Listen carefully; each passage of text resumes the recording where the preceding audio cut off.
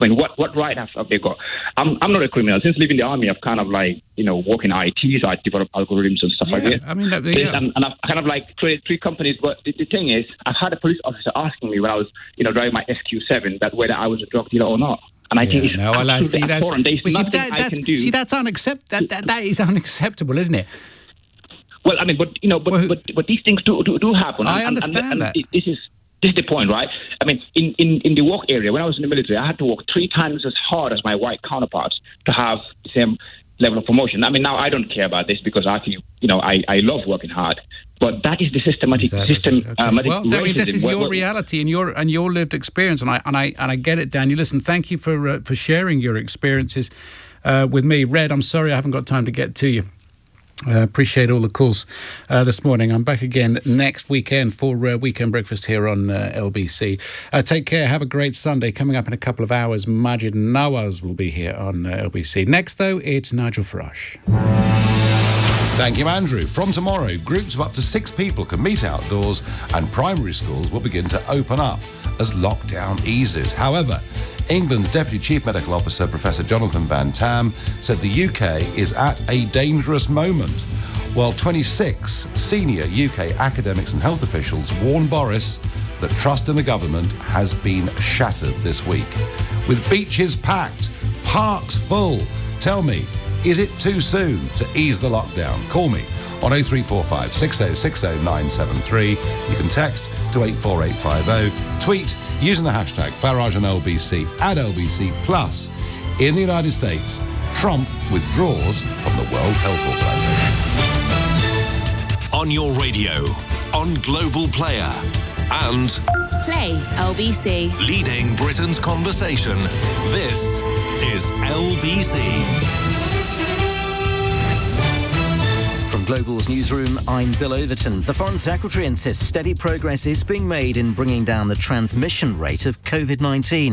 It follows concerns about lockdown measures in England being eased tomorrow. Outdoor markets and car showrooms can reopen. Some schools will welcome more pupils back. Advice has changed for millions of vulnerable people shielding at home since March. They'll be allowed outdoors. Scotland's First Minister feels there's still a very significant risk the virus could run out of control again. But Dominic Raab says the changes are necessary. If there's any uptick in the number of cases, if we stop making the progress I described, we're going to have to take further measures again and target the virus wherever it may appear. So we're making progress. Obviously, this is a sensitive moment, but we can't just stay in lockdown forever. We've got to transition, and the more we transition through careful steps, the more I think we'll build up confidence in the approach we're taking. At yesterday's Downing Street briefing, England's Deputy Chief Medical Officer, Professor Jonathan Van-Tam, warned we're at a very dangerous moment. Stephen Reich is a behavioural scientist at the University of St Andrews. He sits on one of the government's advisory groups.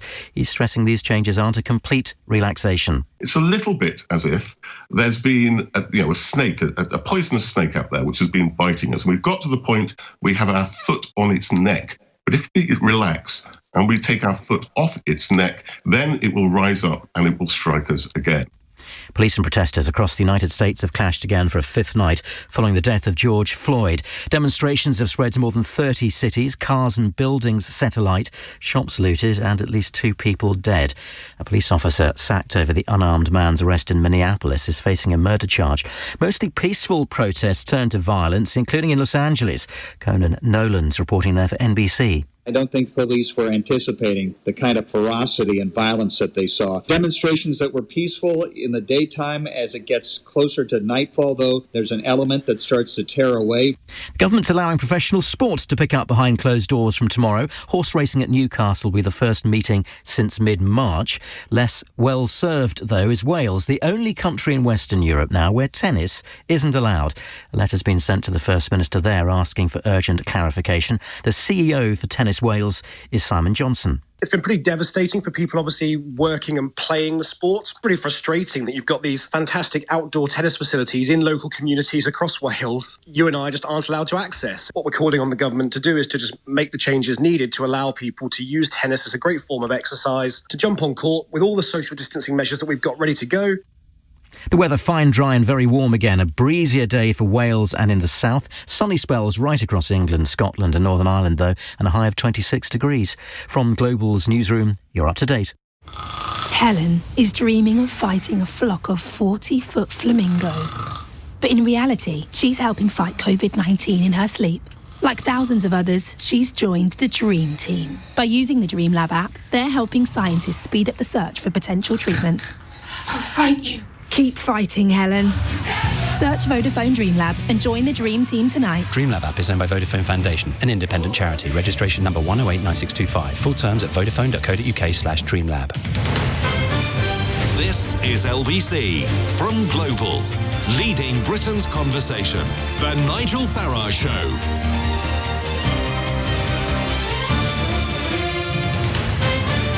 Good morning, everybody. On this last day of May, the weather is unbelievable.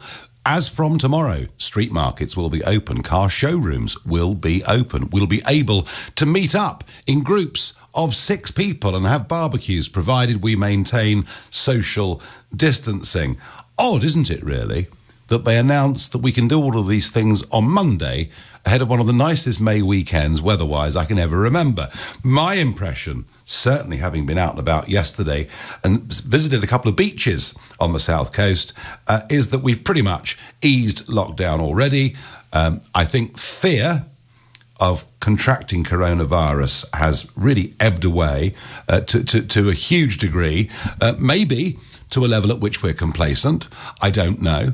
And we're going to be going into this period of a significant easing of lockdown. And there are problems. The test and tracing scheme appears, at the moment, not to be working at all. And I will put out a plea right now. If any of you have been contacted by the NHS test and trace team over the last 3 or 4 days, please let us know. Be fascinated to hear what's happening there. There's also a debate, was this all introduced too early? Certainly, the announcement that this was all going to happen sort of happened rather conveniently in the middle of this blazing row that was going on about Dominic Cummings. So has all this been done to try and, change the front pages of the newspapers, to sort of get rid of that story which was dogging the government? And if we are going to get back out into street markets and everything else, well, think about other countries that have eased down. Think about Austria, for example, where the wearing of face masks is compulsory. We're not being told to do any of those things. And my observation is there are fewer people wearing face masks now than there were a couple of weeks ago. So are we easing out of lockdown too soon? That's the big debate I want to have with you, the great British public, this morning. You can engage in it. 0345 6060 973. But first, let's get the government latest by going to Charlotte Lynch, LBC's reporter. Charlotte, good morning. Good morning, Nigel. Well, we'll start with the news that 2.2 million people in England who haven't been able to leave their homes for some 10 weeks now. It's a long time. The people who have been asked to shield, they will be allowed a taste of freedom from tomorrow. They will be allowed to go outdoors, to go out with members of their household once a day. And those living alone will be able to meet one other person from another household, whilst, of course, maintaining social distancing. Now, welcome news for this group who are most vulnerable to COVID-19. They haven't been able to go out at all because they are some of the most vulnerable people with the most serious health conditions. But as you say, some scientists concerned the government's moving too fast in easing lockdown restrictions. We heard yesterday 2 scientific advisors to the government, Sir Jeremy Farrar and Professor John Edmonds, both members of SAGE, both advising the government, saying ministers were taking risks by following their current plans, coming out and expressing those concerns. And then there was the daily briefing from Downing Street the past week or so. Health officials put up on those podiums there have seemed reluctant to answer questions when asked specifically about their own opinion. But England's Deputy Chief Medical Officer, Professor Jonathan Van-Tam, wasn't so shy. He said that Britain is at a very dangerous place, a very dangerous moment, as he urged the country to continue to follow the guidance. Now, you mentioned the Dominic Cummings row. Professor Van-Tam also agreed agreed to answer a question about Boris Johnson's top political aide. I doubt I need to remind your listeners of why he's a topic of discussion, but just in case, this is after he, of course, travelled to County Durham in the early weeks of lockdown. And the Deputy Chief Medical Officer, Professor Van-Tam, he made his feelings known. He said before he answered the question, he even said he was happy to give an answer, unlike Professor Chris Whitty and Sir Patrick Vallance, for example, as they stood alongside the Prime Minister on Thursday. Professor Van-Tam said the COVID-19 rules were clear, have always been clear and applied to all. Now, this is as a Labour MP stood down as whip after admitting that she breached lockdown rules. The Mail on Sunday claiming Rosie Duffield met her partner last month whilst they were living separately. So Rosie Duffield standing down as whip. Now, on fears of people flouting lockdown rules, we have been hearing overnight that hundreds of people had gathered in a street in Clapton in London for what's being called an illegal rave last night. Police say hundreds of people ignored lockdown and social distancing rules for this party on Detmold Road. Hackney police officers at the scene around midnight. A helicopter also used. Video of the whole thing posted on social media. You can see it's so cramped, making distancing impossible and, of course, completely against the rules. Gatherings are banned. And all of this on a sunny weekend, you know, before we're even officially allowed to meet in groups of 6, as long as we maintain social distancing. All of this before that rule officially comes into place tomorrow, Nigel. Charlotte, thank you very much indeed. And yeah, you know, lockdown, I mean, from what I can see, it's pretty much completely gone. You know, of the 2.2 million people who were not allowed out for the last 10 weeks, well, some of them, deeply fearful for their medical conditions, would have stayed at home for 10 weeks, but a lot of them have actually been going out. And I think number one, you know, people feel they've been locked down for too long. I think, you know, number two, to announce it eases from Monday, well, why not do it today? And I think number three, and it is interesting, that, you know, front page of the Observer today, top scientists, Cummings has broken trust in COVID policy. For those that listened to me during the week, after one of the shows this week, I went out for a walk. I met 25 people in a local park. They were drinking, having fun, having picnics. Kids were playing football. There was no social distancing. I walked up to them. They knew who I was. And I sort of jokingly said, "Oh, have you given up on social distancing?" And their attitude was, "Listen, mate, if he can go up to Durham, it can't be one rule for them and one rule for us." And I do think that slight breakdown of trust, or perhaps it's even more than slight, in the government and in what they tell us is a part of it too. But look, you know, this does not come without warnings. And it's worth listening to the Deputy Chief Medical Officer, Professor Jonathan Van-Tam, and he was urging us yesterday to be sensible at the Downing Street briefing. Let's listen to him. This virus, as I said last time I was at the podium, has a natural R of 3. One case will infect 3 more people. It's like having a spring in a box and you've got the lid on. Now, you can take the lid off a little, but you haven't disconnected the spring or broken the spring in any way. If you take the lid right off, the spring's still under tension, off it will go again. And so this is a dual responsibility here of government to go slowly and carefully and to take the advice from the scientists, of the scientists to watch this whole thing very closely over the next few weeks, and of the public in general to actually follow the guidance. Don't tear the pants out of it and don't go further than the guidance actually says. Have to say, whether you agree with what he says or not, he's great, isn't he? He really is one of the stars of this. Far better listening to people like Professor Jonathan Van-Tam than any of the politicians, I would suggest. Look, there are difficulties with this. Are we easing lockdown too soon? I wish that we had a proper test and trace system in place, such as Germany had 3 months ago, but we don't. I get the risks. The R is somewhere between 0.7 and 0.9. I get the risks. I understand them. I wish we were urging people to wear face masks, to do other things. However, the idea that we're following the science is now out of the window, because we already have overnight, you know, Professor John Edmonds, Sir Jeremy Farrar, and others who are part of the SAGE committee saying they think it's too early. There's no such thing as following the science. It's nonsense, because scientists always have different opinions. There are voices saying it's too early, we're taking a risk, we shouldn't be doing this. But on balance, I have to say that I think we've got to ease the lockdown. I think when you look at the excess death figures in this country, you realise we are now the second worst in the world. And that is because the total focus on COVID-19 has meant so many other people have died of conditions that we haven't treated because we haven't actually got the room in our hospitals to do it at the moment. I also think in economic terms that this going on much longer, I mean, goodness knows how many restaurants, pubs will just simply never, ever reopen. And a big feeling out there for so many of the self-employed and sole traders in this country who just can't last much longer with this. And finally, the reason I think we have to ease the lockdown is because this idea there'll be a vaccine by October or some miracle cure. Well, I hope I'm wrong. I think it's for the birds.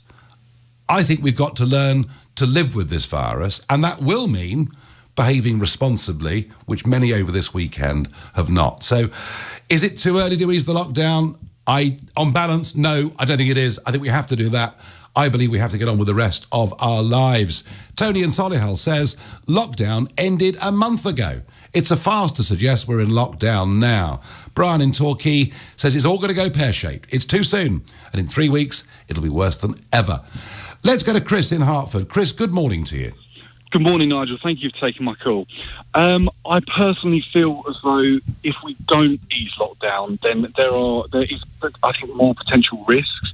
One of which is if we didn't say that 6 people could meet in an outside area, as long as they follow social distancing, then like I've seen it like in my street, sadly, people are not following the guidance and they're meeting in homes so that people don't see them out of their next door window. Mm-hmm. And obviously, as Chris Whitty said, the disease is transmitted more inside than it is outside. And my fear is that to hide and socialise inside is a bigger threat than meeting people outside. I also feel as though there is a mental strain on so many people. I can't complain because I'm still in work. I can keep myself occupied at home. But for some people who are forced to a studio room in London and other places, it's terrible. Yeah. I mean, does it get to a point, Chris, where the cure becomes worse than the disease?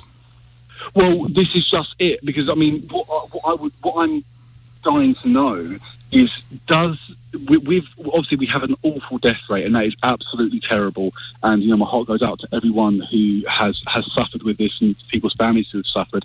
But then, what about the suicide rate of people who are struggling? You know, other illnesses, that sort of thing. Yeah, no, look, absolutely, and you know, our excess death rate being the second worst in the world tells us, Chris, a lot about it. It's not without its risks, but Chris, we have to move on. Thank you very much indeed.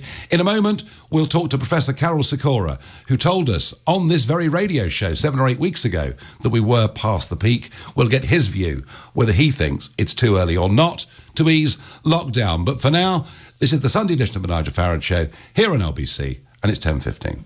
LBC.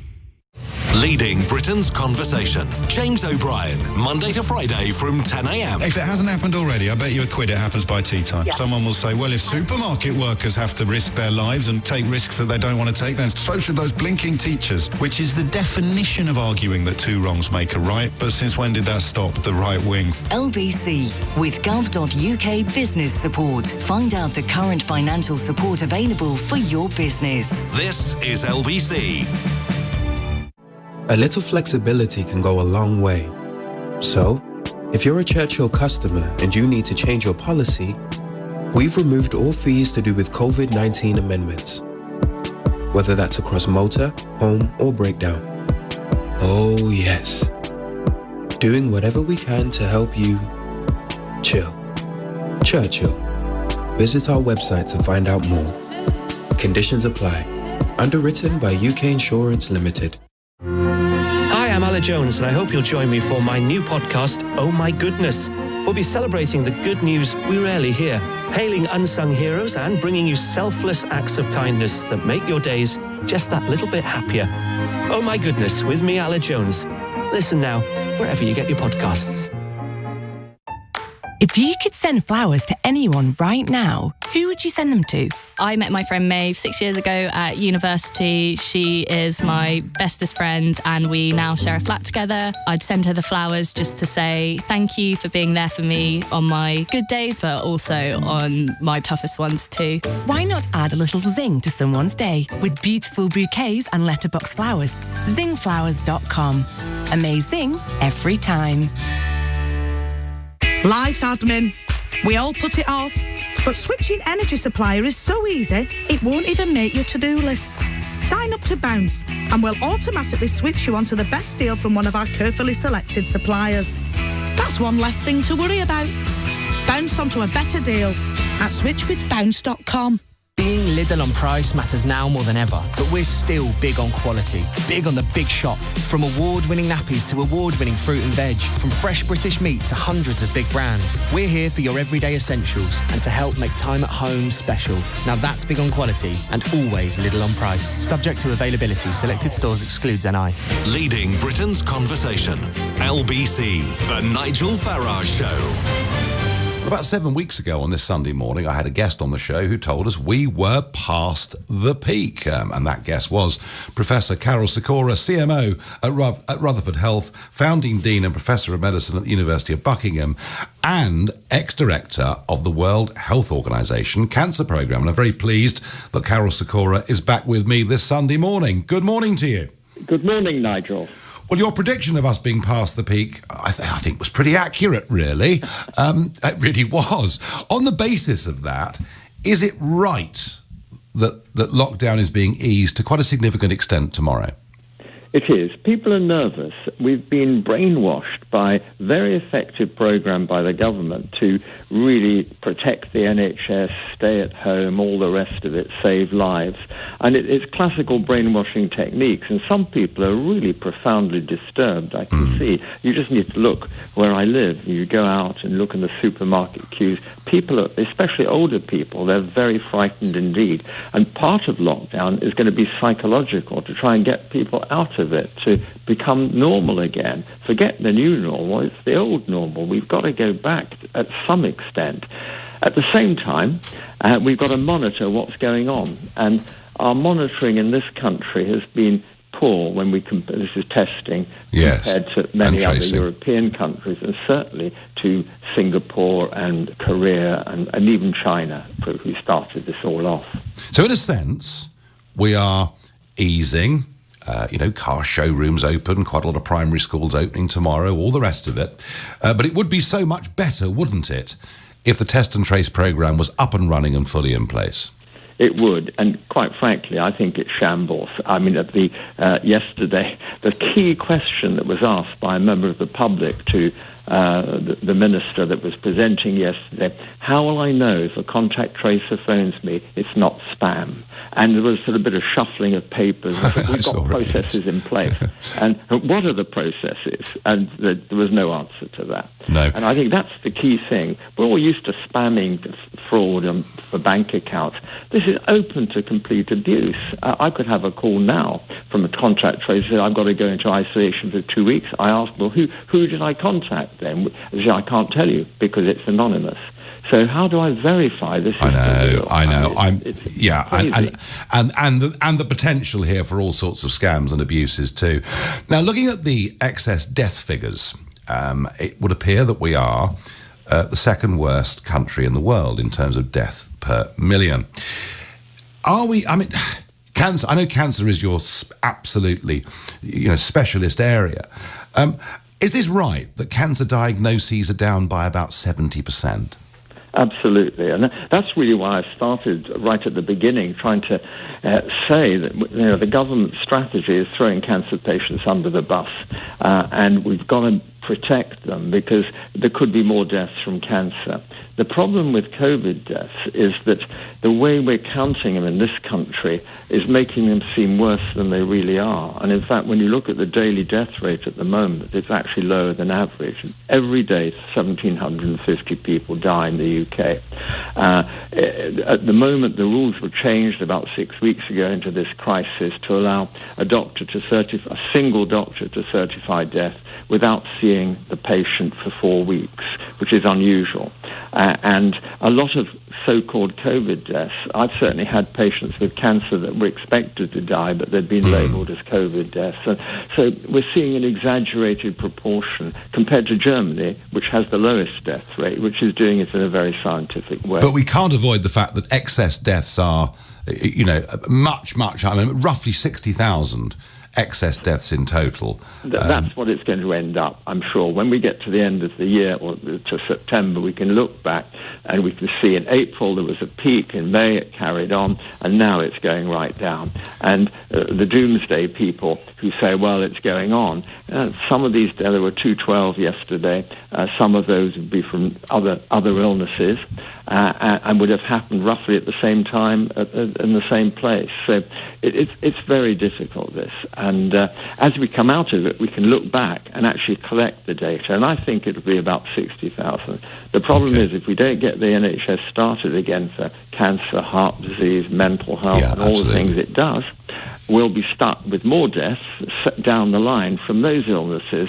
It could be more than there were from COVID itself. Yeah, no, that's a very, very powerful point. Now, finally, I must ask you this, because Donald Trump has been deeply critical of the World Health Organization, its handling of this crisis, its attitude towards China. And as you know, he's announced on Friday that the USA is pulling out of the WHO. And as somebody that's been, a director of the WHO cancer program, I'd like your reaction to that, please.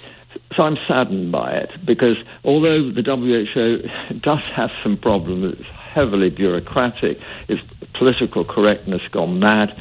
I really enjoyed my 2 years there. There's some very good people in there that know what they're doing about infection control. I had a fascinating time going to all sorts of places, and I realized that with cancer, the problem's the same everywhere. Rich, poor, east, west, it doesn't matter. The problem of treating it in the best possible strategy is what they can advise on it. Cutting the budget, America is the biggest contributor, $415 million a year. It will suffer because of it. Programs will have to be cut back, staff will have to be reduced. And, the sad thing is some of the work goes unnoticed. Dehydration in children in sub-Saharan Africa.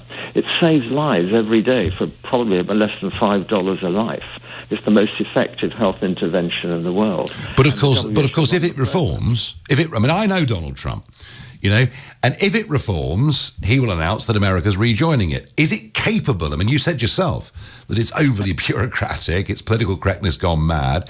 Is it capable of reform? It is. Every organisation can be reformed. Reform was the talk when I was in it 20 years ago. The idea we're going to reform it, we were doing it. But the reform became a bureaucracy of its own, and everyone was writing papers on reform. There's a great temptation in public systems, as you know, Nigel, to write. A paper is the end point of a piece of work. It's the implementation that's the end point, and that's just forgotten about, or passed down the management chain to some lower person to implement it, and they can't do it. It's the culture of the WHO. And, it's a Geneva-based organization, but has global reach. It's the only international health body that has 196 countries joining it. Everyone will do what it says. In the pandemic, what it made the mistake of not issuing didactic advice to governments. This is what we do. Social distancing, hand washing, face masks. Let's get just clear-cut statements. It doesn't matter really whether they're right or wrong. Let's get consistency across international borders. And they didn't do that. They blew it. And plus the fact they were cozying up to China at the beginning, which annoyed Mr. Trump quite considerably. Yeah, well, that certainly upset Mr. Trump. Carol Sikora, thank you very much indeed for joining us this morning. Well, a very positive message there from Carol Sikora, that we have to get back to normal, and we have to get the NHS back to normal, or as he said, even more people will die in the longer term of heart disease, strokes, cancer through lack of diagnosis at this stage than even will die of COVID-19. That's his view. Let's go to Ryan in Portsmouth. There's a new caller. Good morning, Ryan. Morning, Nigel. Morning. I just wanted to make the point. I actually live in Southsea, a few minutes from the beach here. And, yes. Normally I go for a nice social distance walk in the morning, but I'm unable to now because it's mobbed. It seems like the relaxing of lockdown has just meant that We've got queues of people on the beach. You've probably seen it yesterday on the South Coast. There's no social distancing at all. I've got some major concerns of how the government are handling this. No face masks. And my argument is, if we have to socially distance, and we're not social distance, surely wear a face mask. So it just seems that, we're handling it very different to other countries. And I think it's quite evident on the beaches. Do you feel, Ryan, that there's a lack of clear, understandable messaging coming from government? I think, the message has changed. It changes when, it has to, for the government to look good. I think there needs to be some real strong leadership to say, OK, this is what our expectations are, and this is what we need you to do. It needs to be clear-cut messaging, and it's not clear at the moment. No, I agree with that, Ryan. Thank you very much indeed. It's bonkers, isn't it? Oh, social distancing or gatherings of groups will change from Monday, ahead of a beautiful sunny weekend. I mean, it's a very, very odd way to do it. Sally in Barnet agrees and says, lockdown is so inconsistent. Meeting your kids and grandkids, yet you can't give them a cuddle, while all the while our beaches are packed and still planes come in and nobody is checked. Now, Laura from Essex says we need to get back to some sort of normality. I can't believe social distance is continuing. We should be discussing the fact that millions will lose their jobs and livelihoods, but that doesn't appear to be important. Laura, if we were to completely end social distancing and say it's a total free-for-all, then, Laura, I ask you, wouldn't the risk of a second huge wave be even greater? I am all for this easing. I accept there's risk with it. I wish the test and trace was in place, but I do think let's ease, but let's do it sensibly. That's my view. Let's go to Darren in Chelmsford. Good morning, Darren. Good morning, Nigel. I'm a shielded person. I'm similar age to you, and through a car accident, I had brain scans and was determined that my immune system was attacking my nerves in my brain. I was given a choice about 3 weeks ago to either continue down the line of ending up with multiple sclerosis and in a wheelchair, or to have some form of treatment which would wipe out my immune system.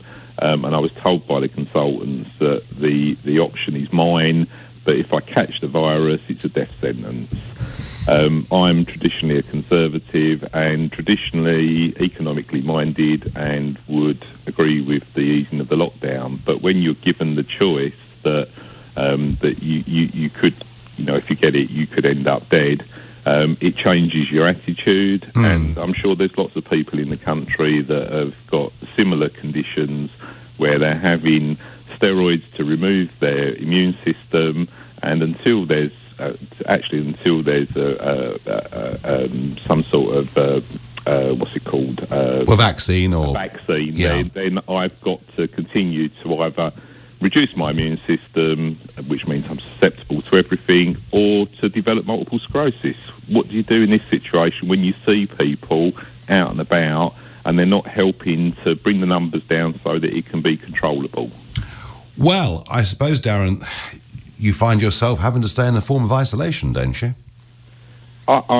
Fortunately, I'm in a rural area where the numbers aren't high, but and we've got a garden and things, so the family are being really good. But the situation could turn bad, and I know that if I catch it, and as the lockdown eases and people take the mickey, there's more chance of it going through the community, and there's more chance of me catching it. I'm in a dilemma.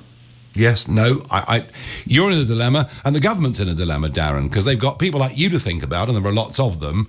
And then they've got to think about the millions of people that face the prospects of unemployment, depression, suicide rates. I'm not pretending it's easy for the government. I just wish we got some clearer messaging. Darren, thank you for your call. This is the Sunday edition of the Nigel Farage Show. Time for the news now at 10:31 with Bill Overton. The Foreign Secretary insists the government's taking the right steps at the right time responding to the coronavirus threat. That's despite warnings from leading public health experts that the easing of some measures is too soon. People in England who've been shielding to protect themselves will be allowed outdoors at last from tomorrow. Police and protesters across the United States have clashed for a fifth straight night following the death of George Floyd. Governors in several states have have resorted to calling in National Guard troops. And the polls revealed widespread support for places of worship to reopen if shops can.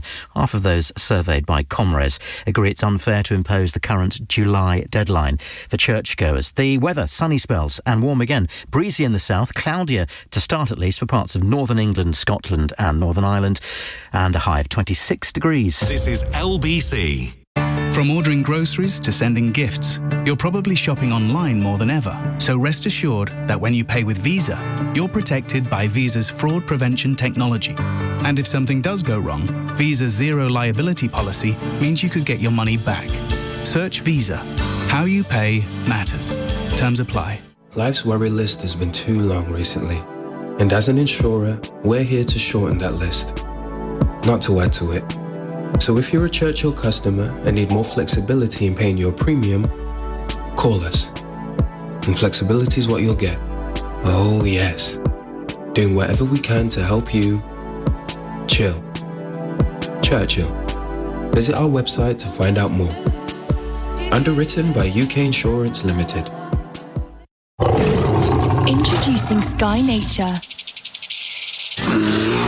A brand new channel at no extra cost for Sky TV customers. Enjoy over 500 episodes of breathtaking shows, including exclusive David Attenborough, on demand and in UHD. Get closer to nature.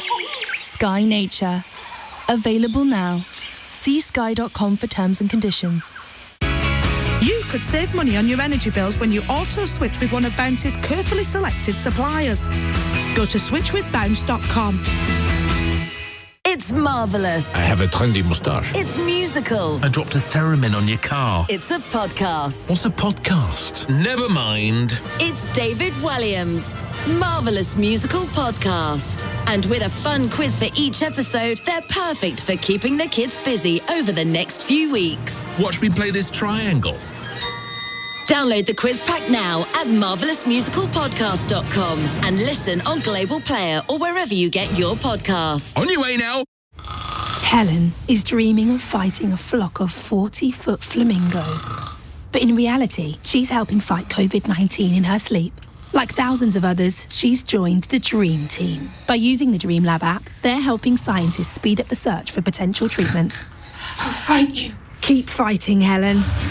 Search Vodafone Dream Lab and join the Dream Team tonight. DreamLab app is owned by Vodafone Foundation, an independent charity. Registration number 1089625. Full terms at vodafone.co.uk/dreamlab. Leading Britain's conversation. The Nigel Farage Show. Tweet at LBC using the hashtag #FarageOnLBC.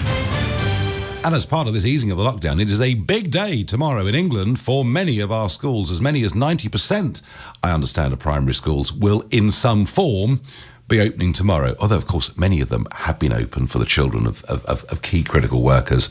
Anyway, but it's still quite a big move. And we have in the past seen, you know, the Head Teachers Union and others saying they were very worried whether this was the wise thing to do. We've even seen some local councils very, very concerned. Well, let's get a view on this. Let's go to Jeff Barton, General Secretary of the Association of School and College Leaders. Jeff, good morning to you. Good morning. So it is quite a big day tomorrow, isn't it? It is, and it's one which is, I think, characterised by some trepidation for all kinds of reasons that you've just mentioned. But also, it's a weekend when we're hearing scientists themselves apparently at odds in terms of whether this is the appropriate time. I think no one disputes that we have to open our schools at some point, even more widely, but whether this is the time. And of course, that's going to create anxiety not just for the teaching profession, but also for parents who have to make the decision about whether it's right for their reception, their Year 1, their Year 6 children to go back from tomorrow. Yes, and I mean, presumably there'll be no punishments for parents that don't send their children tomorrow. That was something that the government said pretty early on and pretty sensibly, I think, because the last thing we want is to start sending out, fixed-term notices to parents. And I think what we've seen, even in the most progressive countries like Denmark, is a real cautiousness on behalf of parents. And I think the real proof of this will be as we start to see steps towards some kind of normality, and it's definitely not going to be business as usual yet, but some steps, I think more parents will begin to be reassured that actually, whilst this isn't inevitably about being able to guarantee safety, schools could never do that even in the old days. This is about managing risks and showing that the leaders there, the teachers there, have done all they can to know what the risks are and to manage them appropriately. And what about secondary schools? What are the prospects for any of those opening? Well, that's a different matter. So what the government has currently said is from the 15th of June, there will be a cautious, wider opening of secondary. But there's lots of caveats around that, which are important to understand. Because if you think about what's going to happen tomorrow, with some reception and some year 1 and some year 6, so pretty much the youngest children going back, the reason the government has prioritised those is about the science, that you can essentially guarantee that those children will not be mixing more widely in the community because they will be dropped off by their parents. They can stay with one teacher for the day who can take them for lunch and so on. As soon as you get to your GCSE children aged 15 and your A-level children aged 17, those children by definition are more independent. And so the risks with them is that they're on public transport, they're going to the newsagents, they're going to the supermarkets. So with them, what the government said is a maximum of 25% in each of the 2 year groups, year 10 and 12. And that's really not so much for educational reasons. It's in order to try and keep down the risk of those children mixing in the community. And I think, the final decision is still likely to be made a bit nearer the 15th of June, depending on what happens over the next 2 weeks, I suspect. Well, fingers crossed that tomorrow goes well. Jeff, thank you very much indeed. That was Jeff Barton, General Secretary of the Association of School and College Leaders. So that's the plan for primary schools. Tomorrow, 3-year groups will be going back. As far as secondary education concerned, well, 15th of June, we expect something. We don't yet know quite what. Do you feel it's all too soon for the government to ease the lockdown? Alan in West Hampstead says we were too slow to start the lockdown. I agree with that. And now we're too fast to end it. The government talks about us having common sense. Have they got any common sense? No, Nigel, none whatsoever. None of the relaxation rules will help me. I'm blind, live alone, and I need to be guided to go anywhere. As long as there are social distancing measures in place, I'm basically housebound. I make it out into the garden and out of my building sometimes with verbal guidance, but realistically I'm stuck. There doesn't seem to be any help or support for the blind at all. Jürgen, I'm quite shocked by that. I really am quite shocked by that because, remember, 750,000 people volunteered when the government asked for volunteers to help with the NHS, to help getting shopping, to help doing various things. And I would have thought that somebody in Balham who had volunteered to do this and who got a COVID-19 test that came back negative, I thought the scheme was there to help people like you, and I'm disappointed, I have to say, that it's not. Let's go to Sue in Paddington. Sue, good morning. Good morning, Nigel. In the short to medium-term absence of a vaccine, in my opinion, the government should sort of ramp up antibody testing, which would be a tool to free up a lot of people because a significant amount of people apparently have had the virus without symptoms. So unless we have antibody testing throughout the population, we will know nothing. Well, this is another one of Matt Hancock's big promises. He's really good at big promises, but he does say there's going to be 10 million tests available before too long, and there may be some surprising results, Sue. So a friend of mine had the antibodies test last week, and the only symptom that person had was a loss of smell. They hadn't been ill in any way at all, and yet the antibody test comes back and says, yes, they've had it, and they've got a high level of antibodies. So there could be a lot of people out there, Sue, couldn't there, who've had it? Exactly. Well, I declare a self-interest because in early March I had a loss of taste, a cough, so I sort of self-isolated from that day anyway. Yeah. But now I'm getting a bit pig sick of it, like most people, and I'm getting fed up with antibody testing being popped in and out of the argument. And I believe, in my limited way, that it is a valuable tool to free people from, from shielding, and the people who can work can go back safely in the knowledge that they won't be infected or will cause it. We don't actually know, but that's our best guess.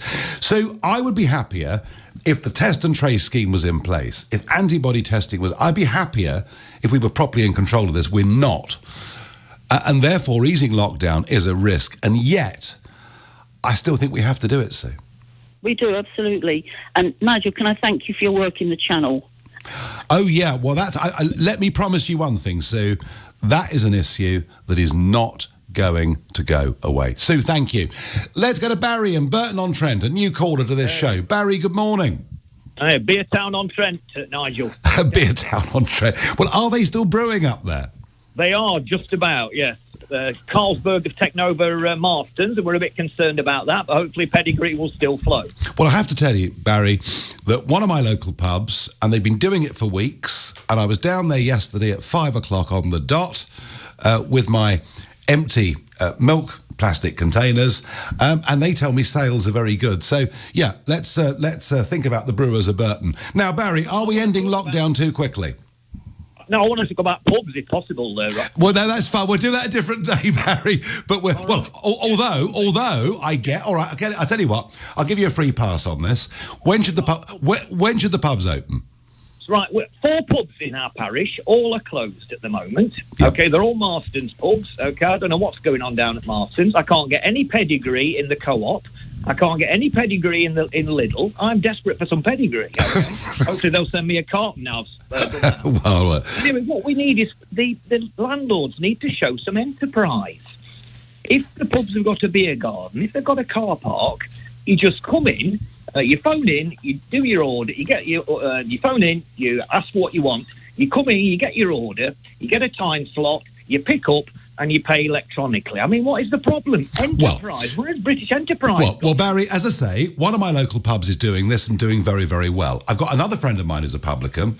In fact, I had him on the show because he won Pub of the Year last year. And he, from the start, has been doing deliveries. Rather like there's a milk round in the morning, he's been doing a beer round in the evening. So there are some that are enterprising. But here's the problem, right? If the government allows the pubs to reopen, it's never going to work with a 2 metre or 6 foot separation zone. They'd need to halve it. And then I think beer gardens, even limited use of the interior of pubs might work. But I can't see it happening, Barry, for some time. Oh, no, I think it could happen, just spread out. It's about time slots, isn't it? It's about time slots. Yeah, but also, if you reopen... OK, if your pub is closed and you reopen it and you turn the electricity back on and you get staff back off furlough, suddenly you're back to the overheads that you had before. If you've only got the ability to get 20% of the customers in, it's not easy, is it? Oh, yeah, you're not going to have all the staff there. It's going to be on a rota, Nigel, perhaps an hour on, hour off, that sort of thing, OK? Spread it round the staff, get them back into it. They're going to forget what to do with it, if not, how long it's been going on. Oh, I think the ability to pull a pint won't completely leave us. Barry, when do you think the pub should be able to begin opening? Schools, very quickly. Very quickly. All right, fine. There was a very good cartoon in the Telegraph yesterday. It was a chap sitting, waiting for the government announcement. And he's saying to himself, please let me go to the pub, please let me go to the pub, please let me go to the pub. And then the announcement is, you're allowed to go visit the mother-in-law. I thought it was a very, very good cartoon. Let's go to Twickenham and speak to Mary. Mary, good morning. A new caller, welcome. Good morning, Nigel. Thanks for taking my call. I just cannot get a grip in what great minds thought that it would be a good idea to announce this ease of a lockdown before the weekend. Bonkers. And I drove through central London yesterday.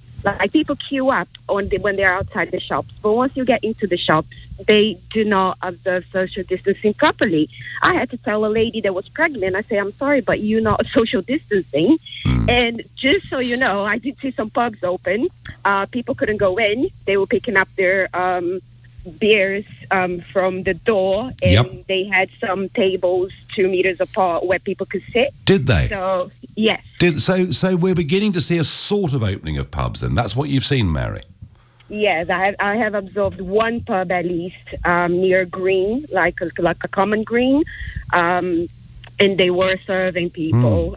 They were queuing up, social distancing. Yep. But I saw cyclists with no regards lining up on the satellites, just meter apart from each other, not social distancing. Sometimes people just shoulder to shoulder. East Street Market, it was crazy. I saw people embracing each other, and it was clear that they just saw each other. They were not from the same household. So, they count on common sense, but as one person said, where's the common sense of the government? Do we need a bit more discipline, Mary? Yes, of course. It started from government, like what Dominic Cummings has done. And, the borders were open all along. They didn't control who was coming in. They took every step too late. And now, to deviate from some issue, they just go ahead and ease the lockdown. Let's get away from this subject right now. Let's give them something. So that's what they have done. I'll tell you what, Mary. You're very good at constructing an argument. You better call us again. That was very well put indeed. Thank you, Mary. It is now 10:47. Time for a break. Coronavirus UK, an LBC daily podcast with Nick Ferrari. Would you go on a 60-mile round trip to test your eyesight? I have, on occasions in the past, driven with my wife in order to make sure that, what's the right way of putting it? I'm staggered. I don't know how you're going to get out of this one, but it's going to be fun. Coronavirus UK from LBC. Please subscribe to keep up to date for all the latest news on the pandemic. LBC.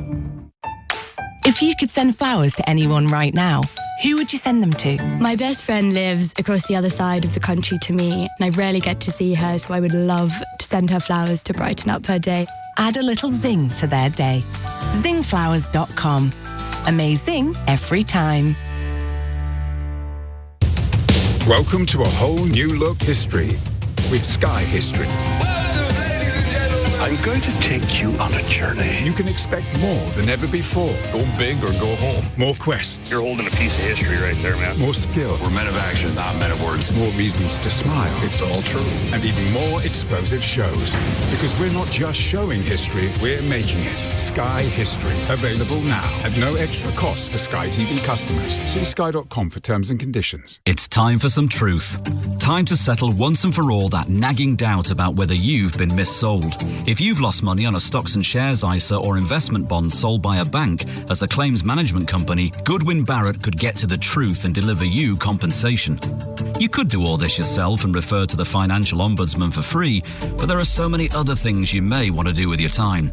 So text GOOD to 78900. That's GOOD to 78900. Time for some truth. Hey, it's Dr. Hazel Wallace here. Check out my podcast, The Food Medic, where you will hear from leading experts sharing advice on how we can live healthier lives. Our aim is to bridge the gap between traditional medical advice and the latest thoughts and developments in nutrition and other areas of lifestyle. Check out Season 3, where I spoke about mental health with Fern Cotton, meditation with co-founder of the Calm app, Michael Acton, and fertility with Dr. Larissa Corda. The Food Medic with me, Dr. Hazel Wallace. Listen now wherever you get your podcasts.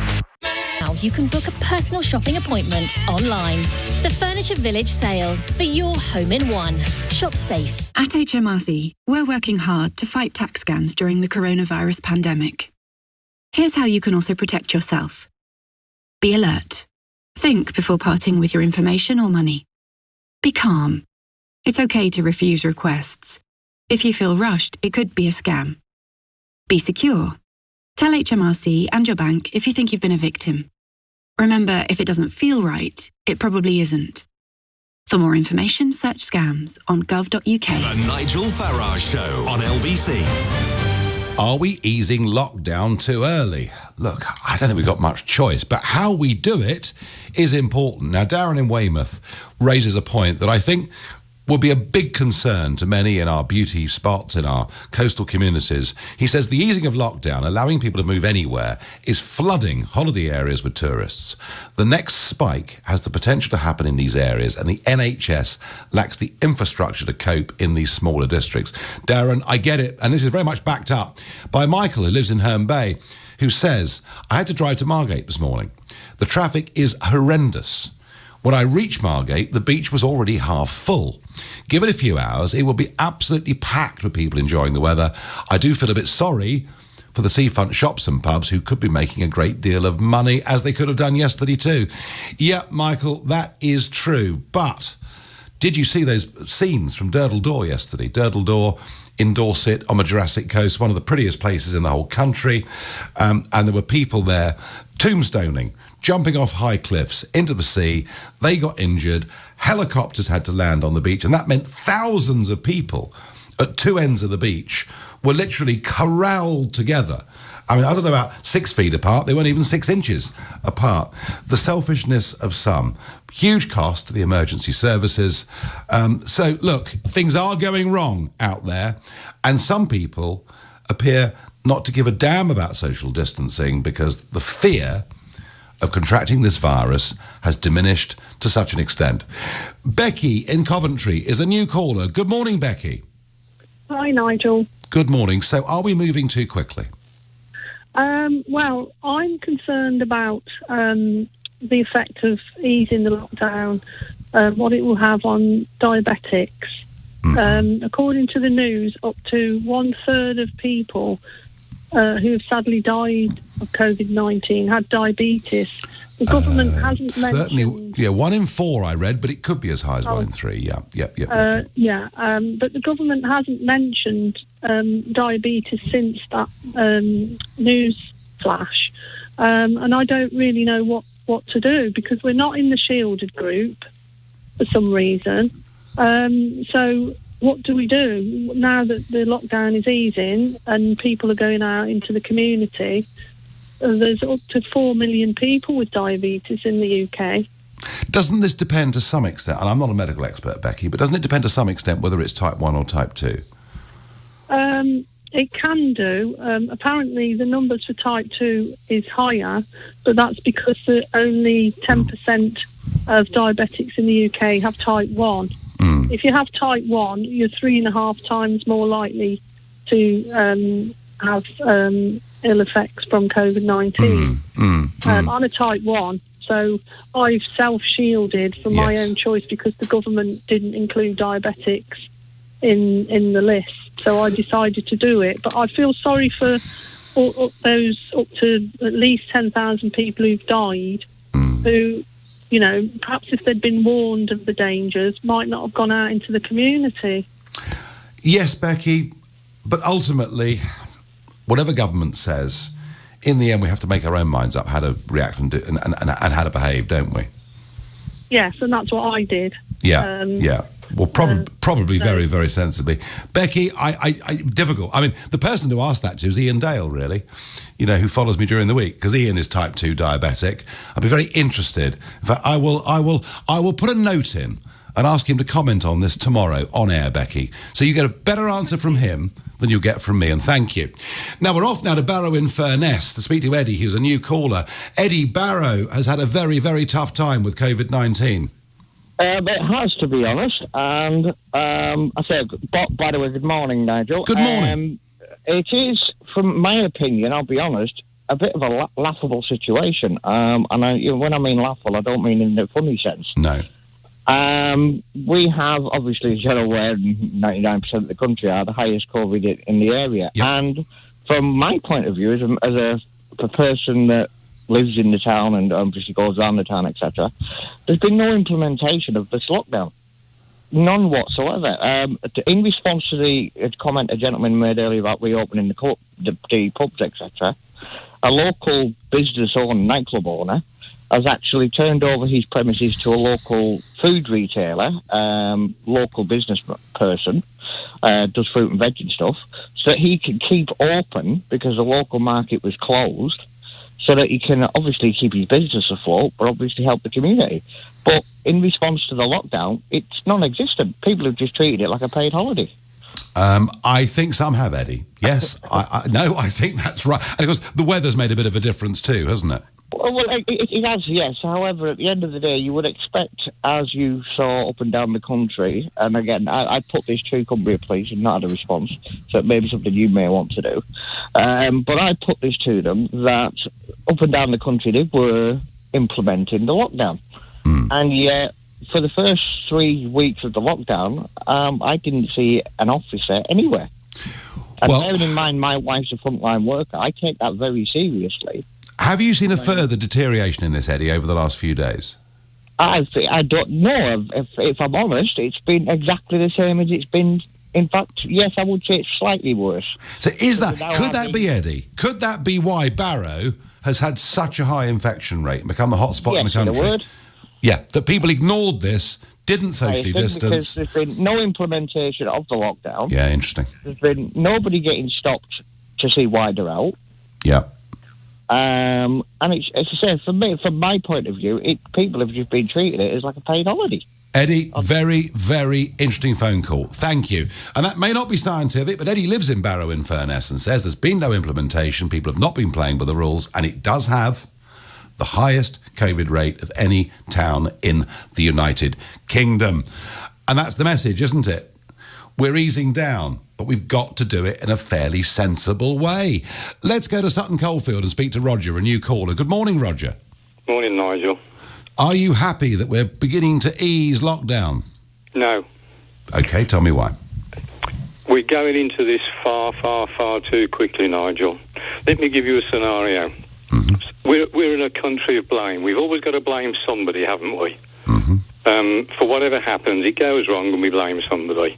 So, Mother sends little Johnny to school tomorrow, who happens to be playing with little Freddie, and Freddie's got something but doesn't know, but he gives it to little Johnny, and Johnny takes it home and gives it to Mum and Dad.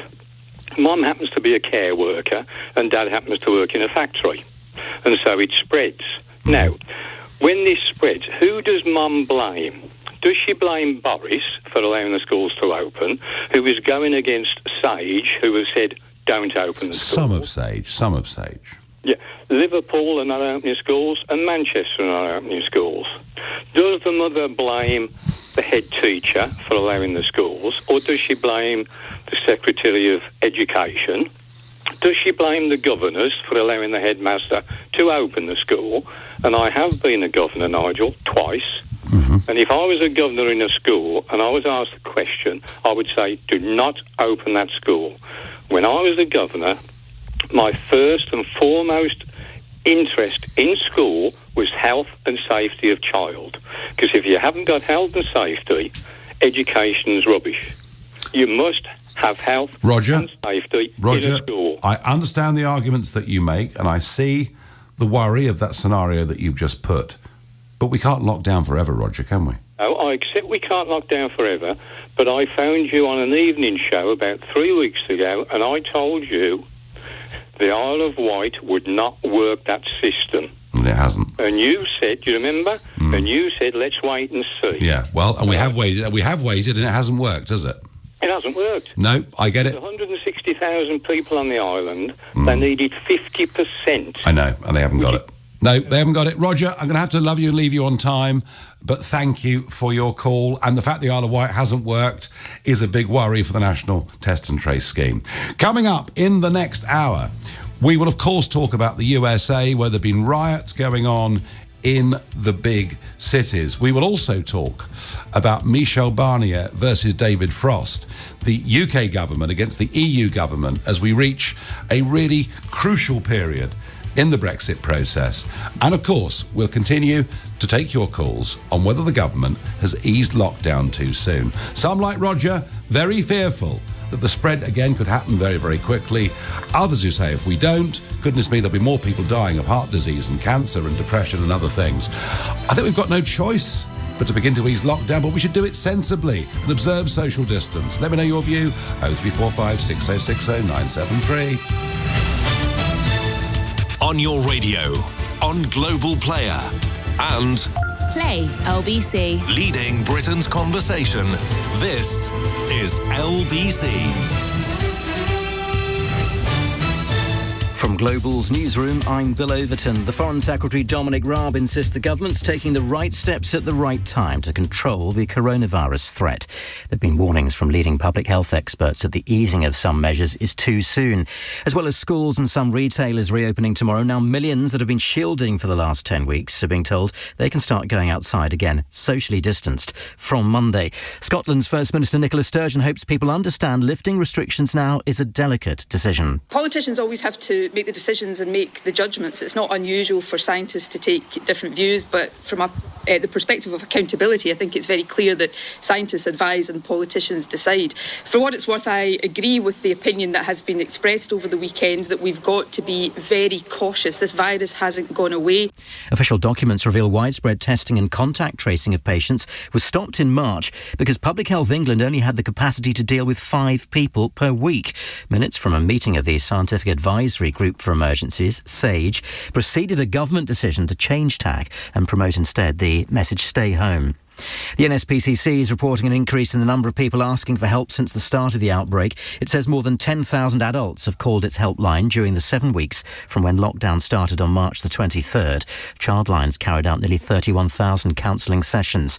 The NSPCC's chief executive, Peter Wanless, notes it's been a difficult time for many young people. There are young people locked down in environments where there had been abuse or the risk of abuse present, often not known by authorities, and this situation has compounded that risk.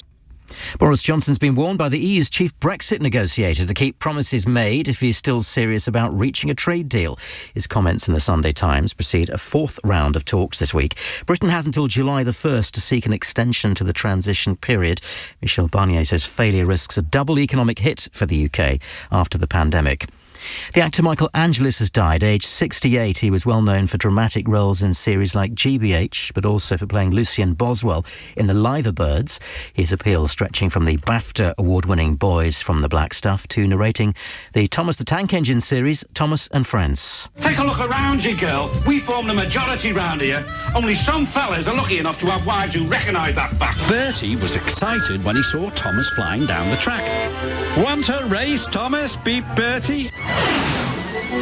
Never mind. Michael Angelis, who's died. Weather today, fine, dry and very warm again. Breezier for Wales and the south. Sunny spells across England, Scotland and Northern Ireland, a high of 26 degrees. From Global's newsroom, you're up to date. Max is dreaming of riding a giant chameleon whilst fighting a clan of ninjas. But in reality, he's helping fight COVID-19 in his sleep. Like thousands of others, he's joined the Dream Team. By using the Dream Lab app, they're helping scientists speed up the search for potential treatments. I'll fight you. You go, Max. Search Vodafone Dream Lab and join the Dream Team tonight. Dream Lab app is owned by Vodafone Foundation, an independent charity. Registration number 1089625. Full terms at vodafone.co.uk/dreamlab. This is LBC from Global, leading Britain's conversation. The Nigel Farage Show.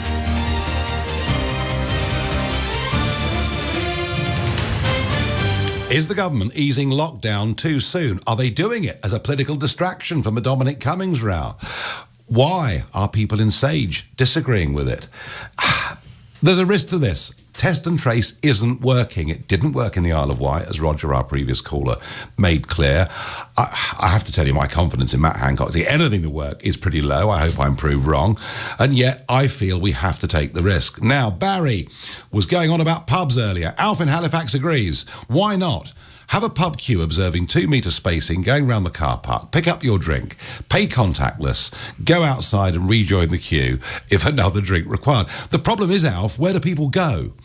You know, if it's inside a pub and people have got to be 6 feet apart, but even in a beer garden, unless it's a very big rural one, they just wouldn't be able to get many people in. I'm not sure. I think they're going to have to halve the distance to make it work for pubs, and that's why I don't think pubs are going to happen until July at the earliest. Of course, the big risk with all of this is we don't know if there is a second big outbreak, then lockdown could happen very, very quickly, like almost overnight. None of us want to see it. Terry from Broxbourne says, I go to the supermarket every week. I shop for my wife, myself and my mum. Outside the store, distancing is good. Inside, it's gone. I try to follow the arrows on the floor. I don't bother anymore. People brush by me and lean over me to get a product, even some of the store staff. Beaches. Anne in Basingstoke says, in Spain, they've recruited thousands of monitors to patrol beaches in Andalusia to stop contagion risk. Not much of that happening at Southend-on-Sea, I don't think. Well, you've got to trust people, haven't you, I suppose, in the end? And they've got to make their own minds up. Leslie makes the point from Bristol. To ease sensibly is not up to the government, but to the individual making their own decisions to protect themselves and others. I don't need the government to tell me. Leslie, fine, but people do look to the government for a lead, and it would appear that much of what we've heard over the last week or so is pretty inconsistent. Dominic is calling from Colchester. Dominic, good morning. Good morning. I was going to say something, but just a quick thing to what you just said. I think people actually, I think they take their social cues from other people rather than the government. I know that, you know, you're very politically aware and you listen to the government, but it's people look at how people are behaving locally. Yes. And that's what they copy. No, I'm sure that's right. I'm sure that's right, Dominic. Yeah, and so irresponsibility breeds more irresponsibility. Absolutely. Anyway, what I want to say is that the original estimate of how many people would die of coronavirus if we didn't have a lockdown, yes, I remember correctly, was about 500,000. And they said half a million with no shielding, but with no shielding, but with shielding about 250,000. Yeah. Yeah, and with that as the advice, there was no choice but to do lockdown. But in reality, with hindsight, it's been a fifth of that, right? And a fifth of that. Had we, Dominic, had we locked down 4 days earlier, arguably the death rate would be half what it is. If we hadn't, I mean, Dominic, I don't know, but the argument. I agree. I agree with you. I agree with you, but that's not really the point.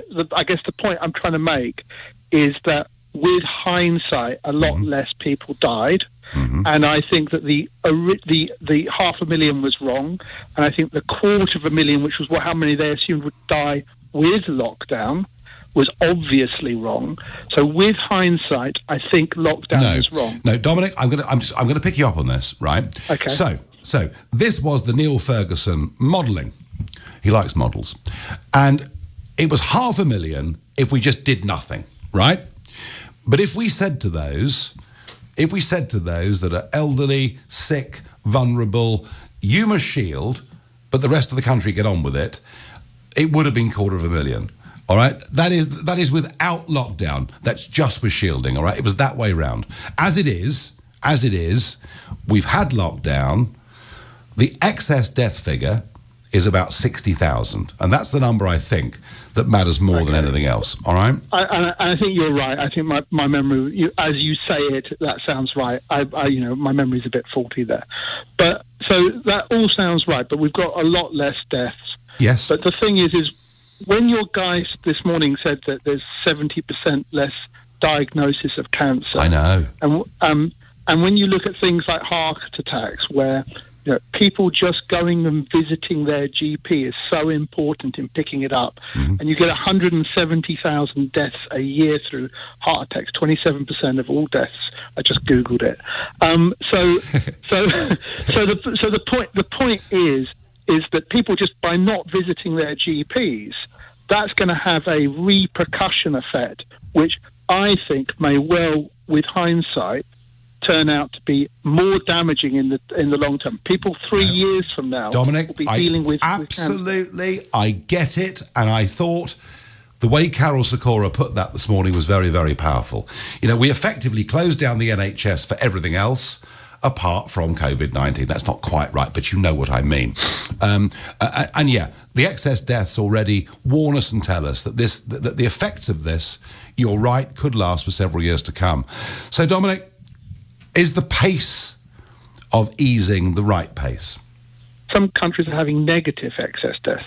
So there are some countries. So I was told this by someone from Poland, so I haven't checked it, but I was told that in Poland, the lockdown, because of the lack of air pollution and things, is actually their actual excess deaths have gone down. Yeah, and also, can I mention air travel? That Poland said, that's it, we're closing the airports. Yeah. And we did the absolute opposite. Dominic, are you optimistic long-term or pessimistic? I'm optimistic long-term. Good. Yeah. Thank you very much indeed. We need optimism. This may permanently change society for the better, actually. Well, if we start caring about each other a little bit more, if we learn perhaps to cook for ourselves a little bit more, rely on takeaways a little bit less, and if the rat race seems a bit less of a priority and actually family and friends matter more, there just may be some good things that come out of it. Dominic, thank you very much indeed for your call. Nigel, we needed to go into lockdown to protect lives. I don't disagree with that. We need to come out of lockdown to protect the economy and lives. Trouble is, this government has messed up both parts. Lockdown was too little too late, and unlockdown is a total mess. No one has a clue what they can and can't do, says Jason in Putney. Jason, I have to say, one of the people I spoke to yesterday have given up listening to the government because they think they're getting mixed messages. They also feel, and I don't want to bang on about this, but I do think the Dominic Cummings affair has done an enormous amount of damage to public trust in the government and what they are told. That's my feeling about it. Let's go to Cornelius in Swansea in South Wales. Cornelius, good morning. Good morning, Nigel. How are you? Good. Nice to speak to you again. I'm very well indeed, thank you. So South Wales, I mean, a little bit further east the way you are in Swansea, but it's been quite badly hit in places, hasn't it? It has in certain areas, mainly in the main cities, more so around Newport area compared to Swansea or Cardiff. Yes. Through Mid Wales, it's been very quiet in relation to the virus, and yet they've been in lockdown since day one. But the reason why I phoned this morning was because Dominic Raab was interviewed with Andrew Marshall this morning, talking about the transitioning from level 4 to level 3 in relation to the R rate.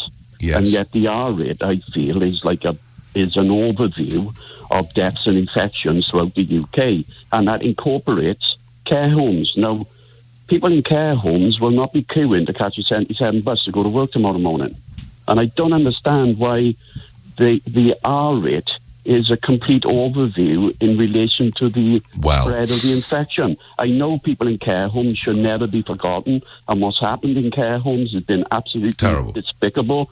But I think the R rate should be sort of not incorporating care homes, talking about what's going on in the community, and then moving forward regarding to lifting the lockdown. Well, I think, Cornelius, your thinking on that is very in line with Angela Merkel's thinking in Germany, that the R rate in isolation isn't everything. Speed of community spread, that's what's going to matter once people start going back to work in bigger numbers, isn't it?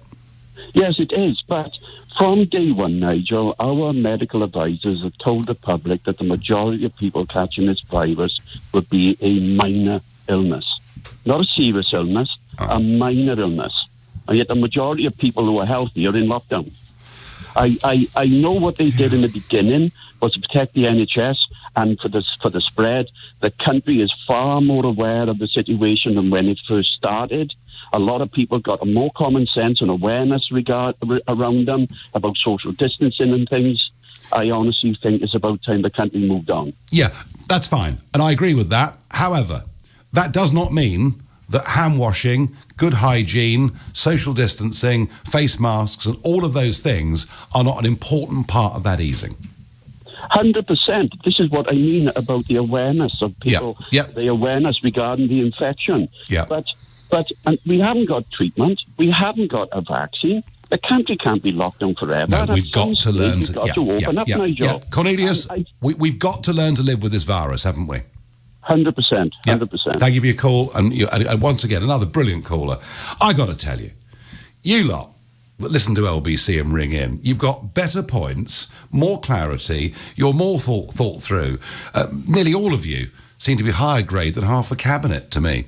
Now, on a slightly lighter note, Ken Clarke, of course, long-term Tory MP, recently retired, former Chancellor of the Exchequer, and a huge character in British politics since 1970. Somebody on the committee did opposite side of me to the argument about Europe, but I like him very much.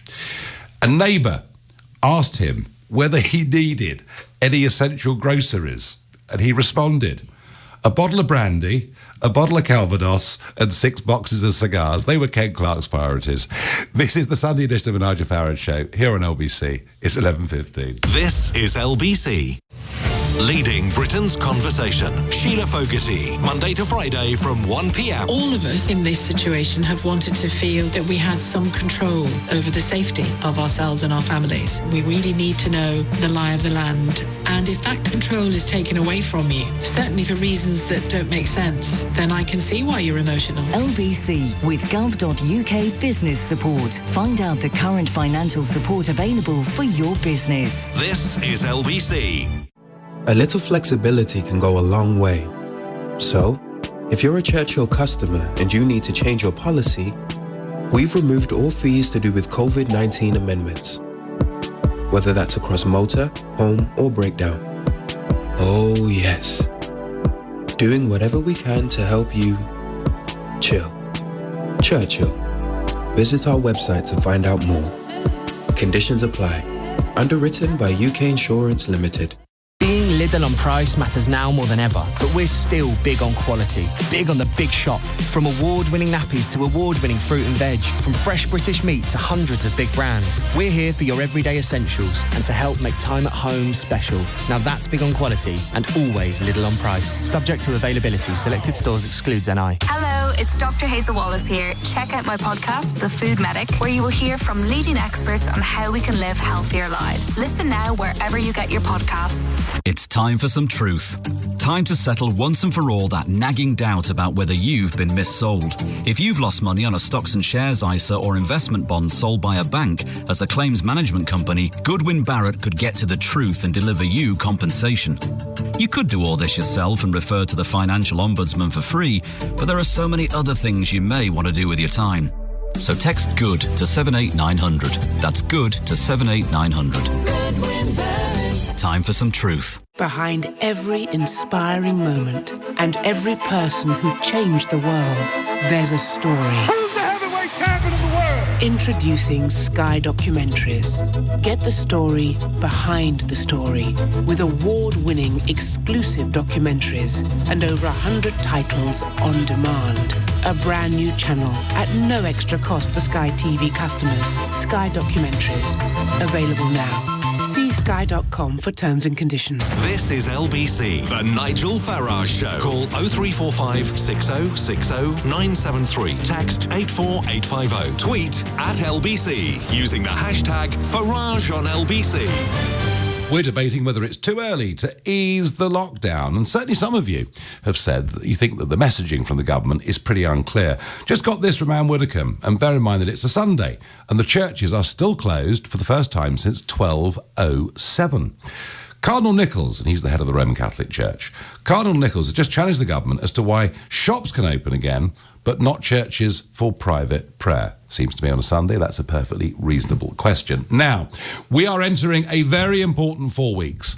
We left the European Union at 11 p.m. on the 31st of January this year, but we're still stuck inside the entirety of the EU rulebook. We're paying, we're accepting laws, we're accepting court judgments, we have no say whatsoever, and this is during what's called the transition period, where we're supposed to renegotiate a trade deal before we move on to a new relationship. We've seen over the last week our chief negotiator David Frost sounding pretty tough, but there's quite a big response this morning in the Sunday Times coming from Michel Barnier, and he points out that the withdrawal agreement that Boris Johnson signed up to in October last year, that he said was a great deal, was oven ready. Remember all that stuff? And Barnier points out, well, hang on a second. You agreed to all these things in the withdrawal agreement. You agreed effectively for fishing to stay on the same basis that it currently is. You agreed to effectively staying part of a level playing field with the rest of Europe, and now you've changed the rules. So Barnier is feeling pretty sore about all of this. Now, the argument against that is that since that was signed, there was a general election, there was a new manifesto, but we really are entering a very, very crucial few weeks. And you know, is the government prepared to leave on WTO rules? Is a deal still possible? And is Barnier being realistic or not? Well, joining me is James Crisp, Brussels correspondent for The Telegraph. Good morning, James. Good morning, Nigel. How are you? Good morning. Yeah, fine. I mean, kind of, Barnier has half a point, doesn't he? Yeah, he has half a point. You know, the political declaration is a joint document. Both sides signed up to it. Yep. But, you know, he's a clever man. He also knows that it's a non-binding political document. You could conceivably argue, well, the political document says you have to negotiate a zero tariff, zero quota deal. Well, the red lines that the EU's taken in other parts of the trade deal make that impossible. So maybe they're not living up to their side of the commitments made in the political declaration. Yeah, I mean, James, I absolutely hated that deal back in October, as you know, but it was readily accepted. And I think it was almost sort of Brexaustian, you know. If the Prime Minister says he's got a good deal, he's got a good deal. I was trying to argue against the detail of it, but I think the general election actually did change all of that. What are the prospects, in your view, of some sensible agreement being reached? I think there's a chance. At the moment, we're still in a chest-beating exercise. I mean, that's what this interview is all about. Actually, nothing that Barney has said there was that new. He just gets up there. He says, these are our red lines you need to change. Well, last week, David Frost stood up, wrote a public letter. Yep. It's a slightly bizarre approach. But, he did that, and he was basically saying the same thing, setting out his red lines and saying the EU must change. So both sides are going to be looking down the barrel of a gun in a few months' time. I don't think there will be an extension to a transition period. And then the question is, do you want to go on to WTO terms? Yeah. Well, neither side wants that. So maybe they'll find a way. So we've got negotiations going on this week. We've got a big European summit, I think on the 19th of June. And Boris Johnson expected to be in Brussels at some time around that, yeah? Yeah, I mean, what I've heard is that this joint level, this high-level meeting, this mini summit on Brexit, the talk is that will happen, but will happen before the EU summit. Yes. The reason for that is that the EU summit is going to be covering recovery coronavirus. I mean, it's fair to say that coronavirus has trumped Brexit, not just in Brussels, but in all of the capitals of the EU 27, and arguably in London as well. Unsurprisingly. James, thank you very much indeed for joining us this morning. That was James. And James's view is there's not going to be an extension. You heard that. And that means we then run down to the deadline of the 31st of December. And if a deal is not reached, we will leave on, some will say WTO terms, some will say no deal, some will say an Australian-type trading system. You pays your money, you takes your choice. From my perspective, I don't believe there should be taxation without representation.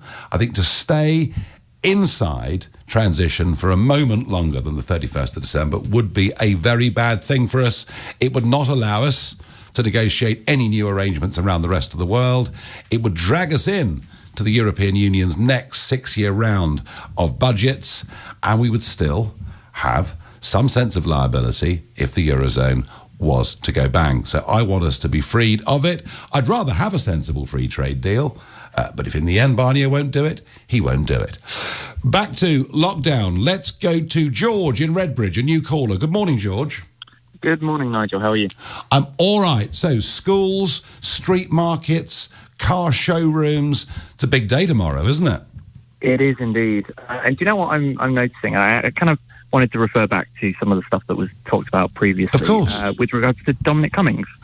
Now, I'm not one of these people who are, out for blood, but I have noticed a significant shift in attitude in the 10 days between the beginning of that and now. And I wanted to kind of point to the paintball community. It's a very niche community, quite small, but a site tried to open 10 days ago. And they published it on their Facebook page, and within hours, there were 1,000 comments telling this site that it's against guidelines, they need to not do it, there's no way that they're able to. And there was mass outrage in the community. 10 days later, last night, we had the new guidelines for sport published, and 2 new sites have said that they're going to open up. And suddenly, there is a shift in the community to, well, these guidelines technically allow us to find a loophole. If they want to open, let's open, and let's go for that. And these sites are up to 120 players per day. So you think that what Cummings did has basically led to a bit of a free-for-all going on out there? Absolutely. And I think, I've got to caveat my arguments against companies with the understanding that, of course, everyone's struggling and they've got to make really difficult calls, and they've got to kind of do what's best for their staff. They've got to take care of their own businesses. And so if they can find a loophole, then I understand someone's desire to do it. But what I find fascinating is that 180 shift. Where everyone... Yeah, I mean, that's not just Dominic Cummings, though, is it? No, not at all. No. And it's time, and it's, Yeah, and I don't think it's directly him. I don't think it's a conscious thing that because Dominic did what he did, that I'm going to do my own thing. I think there's a bit of that. You're right, that the subconscious of it all, the amount of time it's taken, the difficulty that people have had, and then add Dominic Cummings into that equation. No. And it's kind of I think it's accelerated what was happening already. George, I've never spoken to a paintballer before. I mean, how often do you go paintballing? It used to be monthly. I've been doing it for a decade. Yeah. And it's a great hobby. Like, it's an absolutely fantastic hobby. But as far as the pandemic is concerned, it's not worth meeting up with 120 people. In a time where, yesterday's briefing, the scientists, I felt, were very cautious. They were very. I mean, this government is not following the science anymore, is it? It's making its own decisions, which, to be honest, is what it should have done from the beginning. George, if I was to go paintballing for a day, what would it cost me? So there are two things. There's paintballing and there's airsoft. I do airsoft, which is significantly cheaper. That would cost you about £50 all in. Paintball would cost you about £100. Okay, well, I've learned something this morning, and thank you for your call. The paintball community, I'd never considered it. There we are. Let's go to Sutton and speak to Alan, a new caller. Good morning, Alan. Good morning, Nigel. I've been trying to speak to you for ages. Well, I tell you what, you're on now. The floor is yours. Tell us what you think about easing of lockdown. Well, what I wanted to say, Nigel, was that I'm 82 years old. I've had cancer. I don't have cancer anymore, apparently. I also have a slight heart problem. But I'm not stupid enough to go out into the park and rub shoulders with dozens of people like the chap you spoke to and you mentioned at the beginning of the programme. Now, then he said to you that if Dominic Cummings can drive up to Durham, then he can do that. Well, Dominic Cummings, on his journey to Durham and back again, did not touch anybody, didn't go within 2 meters of anybody, if he's to be believed. Now, I tend to believe him, because if he was lying, he would have come up with a far better excuse for his visit to Barnard Castle. Oh, what was that all about, Alan? I mean, that was ridiculous. That really was. I mean, talk about Jackanory, crikey. Well, it has to be true, doesn't it, Nigel? Because he could have it's so ludicrous it has to be true. Well, it has to be, because he could have just said, I just wanted to make sure I was fit to drive back all the way from Durham back to London, so I wanted to go for a short drive to see if I was okay. But he shouldn't have brought the eyes into it. That's stupid. Yeah, well, Alan, if true. I mean, if they did indeed drive from North London to County Durham without stopping once, maybe. I've done that journey a lot of times, and normally you do stop because you want to use the loo or you need to get petrol, but who knows? Listen, I'm not going to go back into that too deeply. But the point is, his defence of Barnard Castle, and the powerful defence of, whatever the ridiculous reason, but his defence was, we went and sat by a river. We didn't interact with anybody. And I agree with you. And I've said from the very start, I didn't want us to live under house arrest from the very beginning, personally. But I got the social distancing thing. But it would appear, Alan, all over the country, and it's been happening for a few weeks, but particularly this weekend, all over the country, people are beginning to treat social distancing with contempt. Yeah, well, you see, I don't know whether I'm particularly vulnerable or not. My heart problem isn't grave. It's ATF, atrial fibrillation, which a lot of people have, and it's probably not that bad. But I'm not stupid enough to. I keep myself to myself. I stay in. I don't go out. I don't mix with people except within a couple of keeping up at 2 meters away. I mean, I'll talk to people across the road. We often have a little meeting in the street, especially after on the clapping nights. Yeah, actually, I mean, the clapping nights has got people to know neighbours they'd never spoken to before. Well, that's true as well. It's not all bad, is it? Yeah, and the VE Day as well. Yeah, VE Day. A crowd of us got together. You see, there were 3 or 4 different households, but we were all keeping apart. So this business of only talking to one person again is a bit stupid, because why can't you talk to 2 people? Well, I know. It sounds like Sutton has become a much more sociable place during lockdown, Alan. Well, it's certainly more sociable on our street. Yeah. There are some good things. Alan, thank you for your call. It's 11:30. Time for the news with Bill Overton. The Foreign Secretary insists the government's taking the right steps to control the coronavirus threat. There have been warnings from leading public health experts that the easing of some measures is coming too soon. People in England who've been shielding to protect themselves will be allowed outdoors outdoors for the first time in 10 weeks from tomorrow. Nearly a week since the death of an unarmed black man in Minneapolis, violent protests have continued across the United States. Demonstrations have spread to more than 30 cities, with cars and buildings being burned and shops looted. Boris Johnson's been warned by the EU's chief Brexit negotiator to keep promises made if he's serious about reaching a trade deal. Michel Barnier's remarks to the Sunday Times come ahead of a fourth round of talks this week. The weather today, sunny spells and very warm again, breezier in the south, cloudier for parts of northern England, Scotland and Northern Ireland to start, and a high of 26 degrees. This is LBC. If you could send flowers to anyone right now, who would you send them to? 3 of my bestest girlfriends, Harley, Madison and Georgia. They've been there for me through thick and thin. We literally have so much fun together. My cheeks hurt so much from laughing. The empowerment is real and they've made me so confident, and I know that they'd really appreciate these flowers. I love you girls. Why not add a little zing to someone's day with beautiful bouquets and letterbox flowers?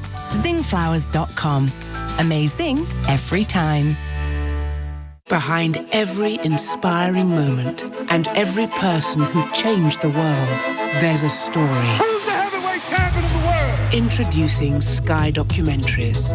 Get the story behind the story with award-winning exclusive documentaries and over 100 titles on demand. A brand new channel at no extra cost for Sky TV customers. Sky Documentaries. Available now. See sky.com for terms and conditions. When did the word free stop meaning free? Buy one, get one free. Pay extra for free P&P. How about something a little more clear? When you buy car or home insurance, you can choose a free gift with Confused.com rewards, like a £20 Domino's or Halfords voucher, £20 Shell fuel, or a Now TV pass. Don't be confused. Be Confused.com. Available on single annual policies. Now TV 18+. Shell excludes Northern Ireland. Full T's and C's online. Being Lidl on price matters now more than ever, but we're still big on quality, big on the big shop. From award-winning nappies to award-winning fruit and veg, from fresh British meat to hundreds of big brands. We're here for your everyday essentials and to help make time at home special. Now that's big on quality and always Lidl on price. Subject to availability. Selected stores excludes NI. At HMRC, we're working hard to fight tax scams during the coronavirus pandemic. Here's how you can also protect yourself. Be alert. Think before parting with your information or money. Be calm. It's okay to refuse requests. If you feel rushed, it could be a scam. Be secure. Tell HMRC and your bank if you think you've been a victim. Remember, if it doesn't feel right, it probably isn't. For more information, search scams on gov.uk. I'm Ala Jones, and I hope you'll join me for my new podcast, Oh My Goodness, a celebration of good news and acts of kindness. Listen now wherever you get your podcasts. The Nigel Farage Show on LBC. Call 0345 6060 973. Well, the death of George Floyd, 46 years old, in Minneapolis the other day has led to some extraordinary scenes now. And in some American cities now, up to 5 nights of violence. And whilst curfews have been put in place in many of them, they've pretty much been ignored. Looting, cars being burnt, buildings attacked, riot police, tear gas, rubber bullets. Certainly friends of mine I spoke to in Washington, D.C. last night, talking about hotels being attacked, businesses being attacked, and in many other areas. And we've seen this ever since the 1960s, that we've seen effectively race riots happening in American cities. Very often the cause of this, as it was 30 years ago in Los Angeles, with the death of a man called Rodney King, very often it is a black person dies at the hands, it's seen, of a, and we shouldn't presume, I mean, I know we've seen the video, but we should be cautious about what happened there.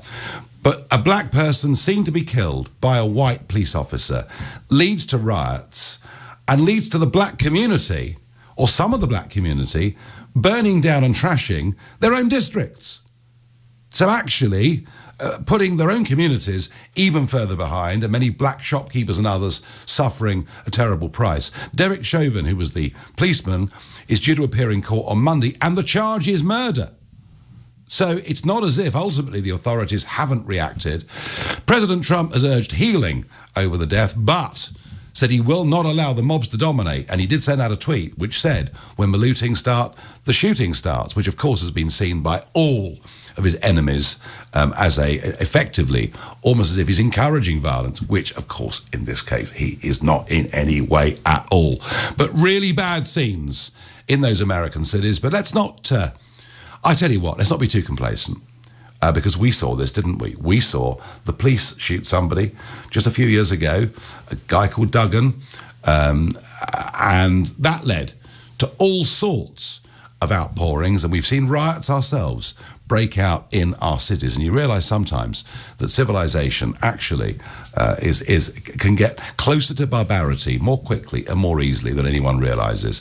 I think there is a perception, a correct perception, that the black-white divide in America is absolutely huge. I've certainly seen that for myself, and people want that to improve and to get better. And I'm sure there are some bad police officers, but the idea, both here and in America, but I think the idea that because something like this happens, it leads to days and days of mob violence and looting, I think it's pretty awful. Right, let's get back to where we were. Adrian in Southampton says, I agree with you that easing of lockdown should be done sensibly. However, what I can't get into my head is people who say we should stay in lockdown forever. Well, Carol Sikora earlier said that many of these government adverts have effectively brainwashed people and they are terrified. Chris in Stubbington makes a plea and says, what about people who work in leisure centres, gyms, swimming pools? What's the government doing about getting these reopened? I think, Chris, they are absolutely at the back of the queue after pubs. And there may well be some quite big cultural changes around gymnasiums and things like that as people have learnt to do exercise at home and take their own exercise. That's how it seems to me. James is calling from Angel. Good morning, James. Good morning. Good morning. Are you happy that tomorrow is a day when there's a significant easing of lockdown? Well, I think that there should be an easing of lockdown. I also think that we shouldn't have gone into it so quickly, which is why I'm a little disappointed with you. Yes, I'm a little disappointed with you kind of like 2 months ago saying we should go in straight away, because the difficulty is getting out, not getting in. I do understand, James, I do understand that argument. You know, give governments powers, getting them back is difficult. My rationale, James, was this. My rationale was we were up against something we didn't know, up against something we didn't understand, and I've been reporting here on LBC every day what was happening in northern Italy. And it was clear to me we were 2.5 weeks behind Italy, and I thought we should do something. And I would come back to you, James, and say this, that if we locked down 4 days earlier, the infection rate would have been half what it was. Well, I mean, you don't know that. And what I... Well, I do. Actually, I do. I do, because it was actually doubling. You know, the infection rate was doubling every 3 to 4 days at that moment in time. What I wanted to ask you, I'll talk about, is the model. You cited Niall Ferguson's model as the 500,000 deaths. Now, I didn't say I agreed with it. I just said that's what the model was. Yes, and one of my jobs has been to, put financial models into financial systems for a long time. If I put that model into a system and we use it to price a trade even worth £100,000, I would lose my job. It is that bad. It is that bad. James, let me ask you something, all right? Mm-hmm.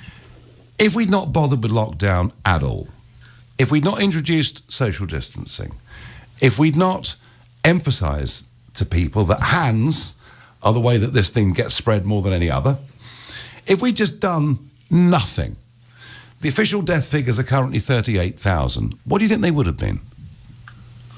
I think that the important thing is, when you say hand washing is so...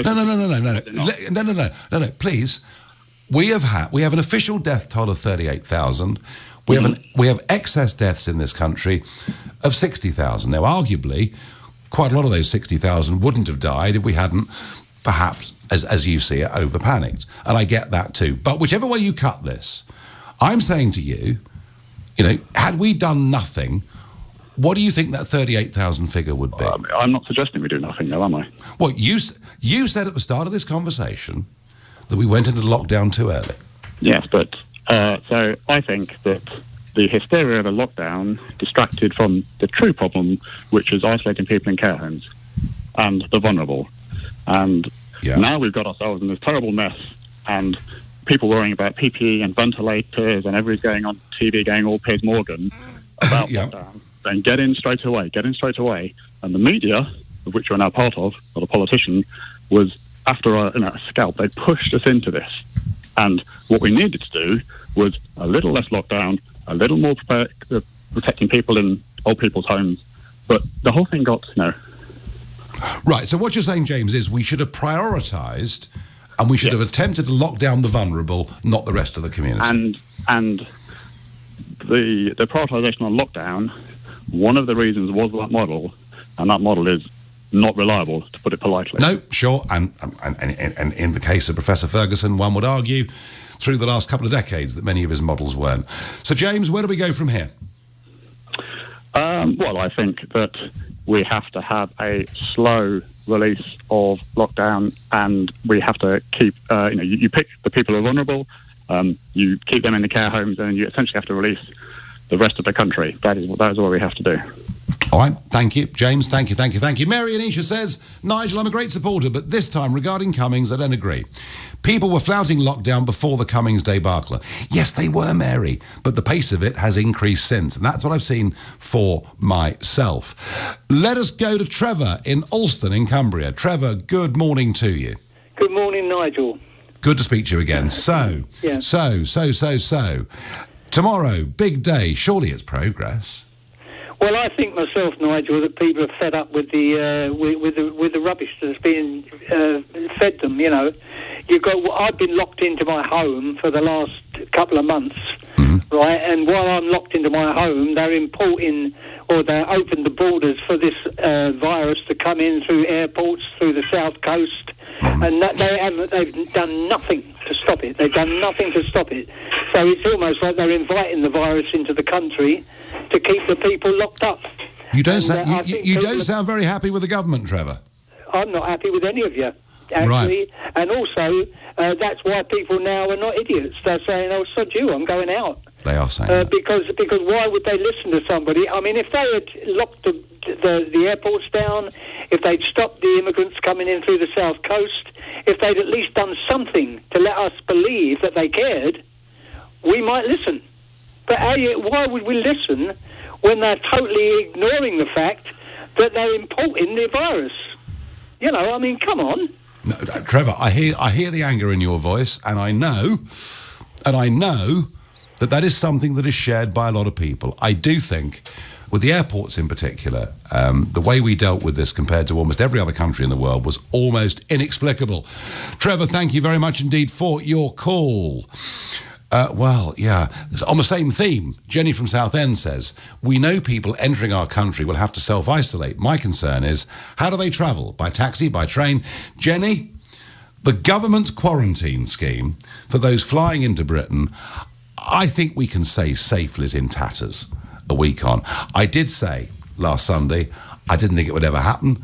I still don't think it will ever happen. But if it was to happen properly, the demand would be you were met at the airport by a private car to absolutely minimise the risk of that person coming in, meeting up with a large number of people. But I just don't think it's practicable.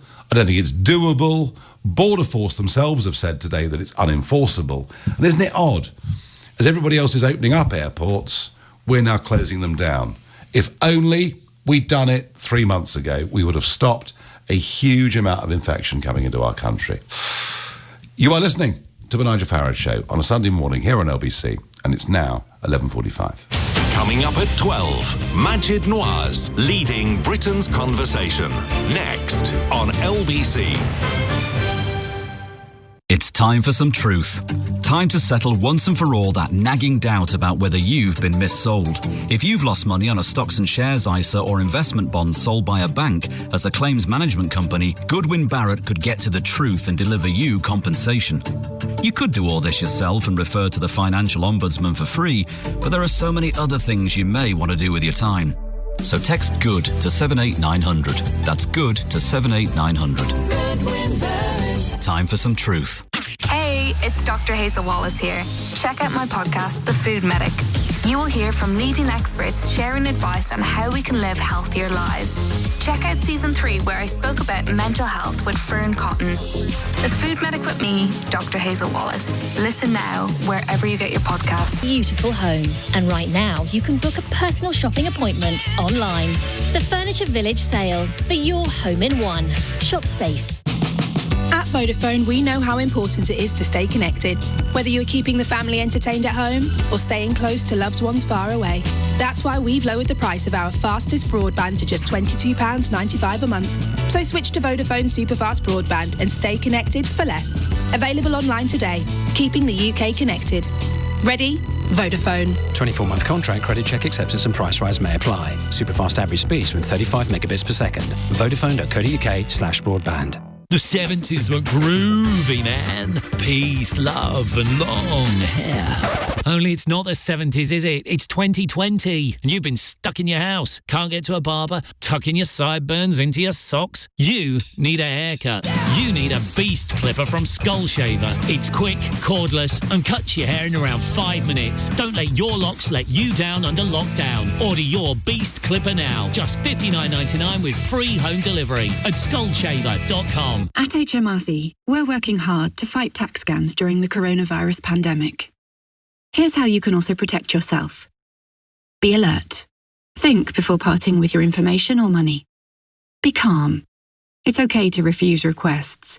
If you feel rushed, it could be a scam. Be secure. Tell HMRC and your bank if you think you've been a victim.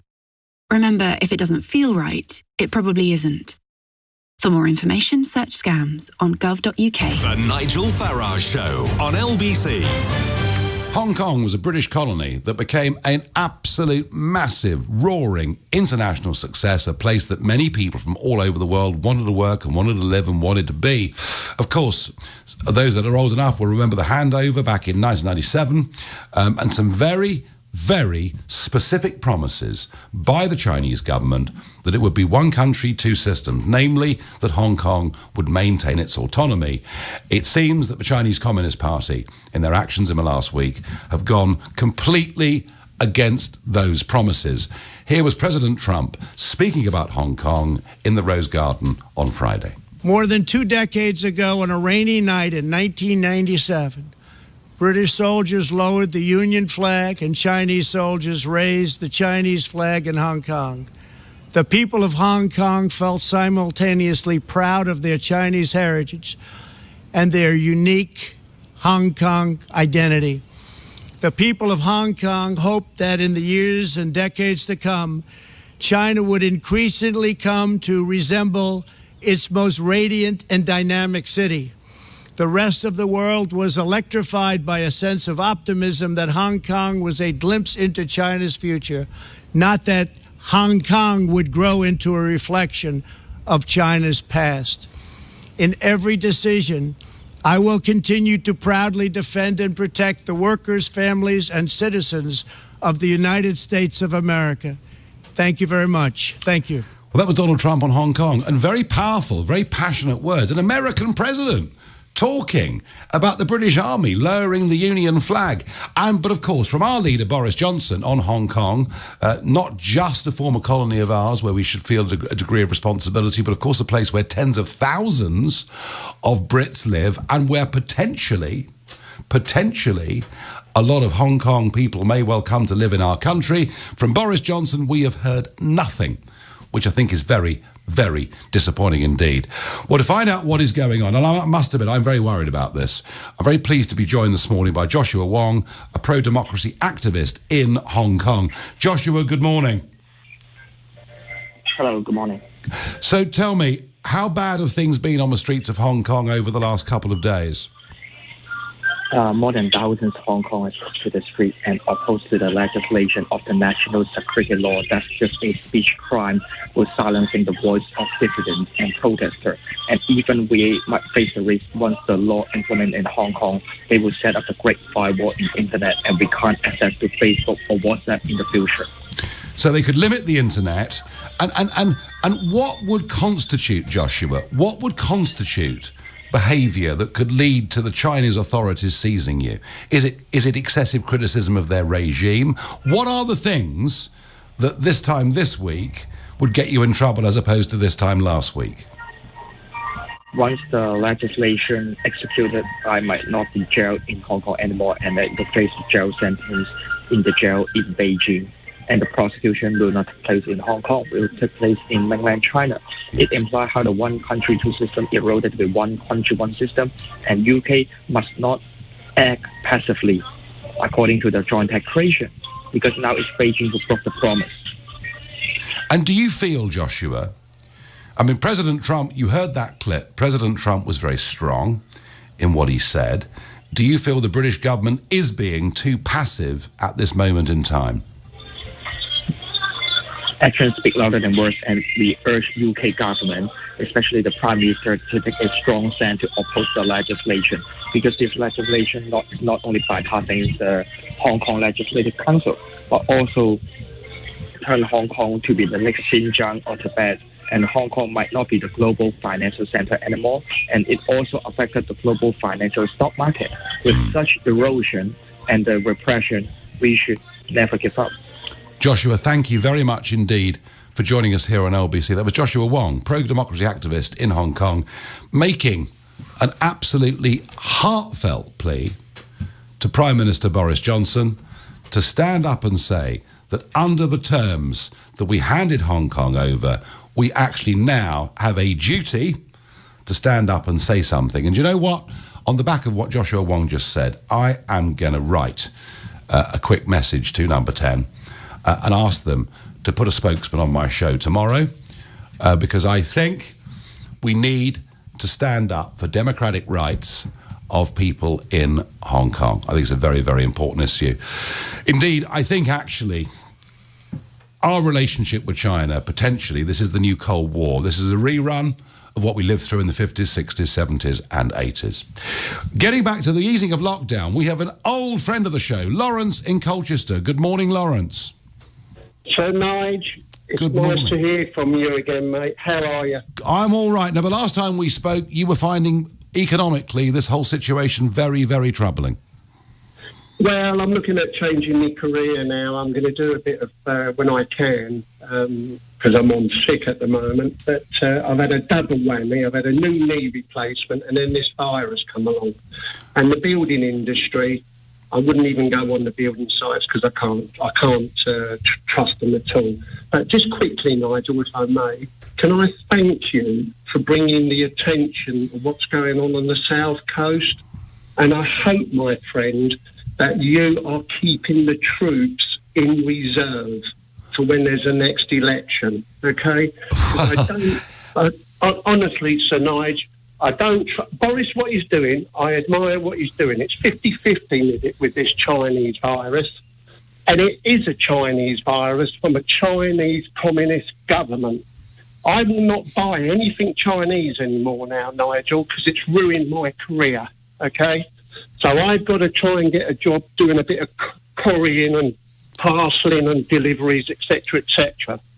But on the other side, it's 50-50 with me with regards to this government and the way they're handling this virus. Mm-hmm. And I think they're playing Russian roulette with the people. Yes, we've got to get back to work and get the economy going again. But it's going to be the next 3 to 4 weeks whether this virus comes back again. And we're being used as guinea pigs to see if that's going to happen. Personally, Lawrence, I have to say, Lawrence, if the test and trace thing was up and running fully, we wouldn't be quite such guinea pigs, would we? No, we wouldn't, sir. But it's terrible. It frightens the life out of me, mate. It really does. But we will all find out in 3 to 4 weeks' time. Personally, Nigel, I think the virus is not going to come back until it can mutate again. And hopefully we'll have a vaccine for that, sir. And then me and you can go and have a pint with each other. I should look forward to that very much. Lawrence, thoughts are with you. Good luck with things. Let's go to Southampton and speak to Gary, a new caller. Good morning, Gary. Good morning, Nigel. How you doing? Doing all right. As I said, I really wish we had test and trace in place. I'd feel really confident then about what's happening tomorrow. But nonetheless, I think we've got to get moving, Gary. Do you know what, Nigel? I just wanted to make 2 quick points. Sure. Yesterday, I was sat in a park, and the park was packed, but everyone was keeping at a decent social distance. If you had an aerial picture, it would look like a perfect. It's how it should be done. That's what the picture should look like. But I think the media needs to start using pictures like that instead of the negativity. Maybe use pictures like that and in the government briefings to show people how it should be done. Okay. Instead, it drill it into their minds. But the biggest thing for me is the media. I think the media have a lot to do with this because it's constant negativity in the media. Back to that Dominic Cummings thing, I saw a video from his neighbour's upstairs window, clearly showing the hypocrisy of the media, really, climbing over each other. Gary, absolutely. I mean, look, you know, I think a couple of things here on that. I mean, not only the way the media behaved in terms of social distancing, but the whole sort of mob mentality, not just from the media, but some members of the public standing outside, protesting outside his house. He's got a 4-year-old kid in there. All of that was appalling, Gary. Yeah, but it was the media reporting on someone breaking the rules, whilst breaking the rules, and it was never picked up by any media outlet, including LBC, to be fair. Oh, no. I won't have that, Gary. I won't have that. On my show, we were talking very critically about the way the media had behaved outside his house. Whatever the rights and wrongs of the Cummings case, what happened in his street wasn't right, was it? No, I would say that's actually illegal, because if I surrounded you with a crowd of my friends to question you in less than 2 meters, it's almost on a par with coughing at you, shouting questions at your face. From that close, as far as I can see, but I just think the negativity of the media and the hypocrisy of the media. Do you believe, Gary? Do you believe what the media tell you? Do you believe media reports? No, I don't read papers much no more. I avoid the news as much as possible. I listen to certain programs just to get a bit of balance. But it's just if I listen to the media all the time, I'd just say, sod it, we're doomed.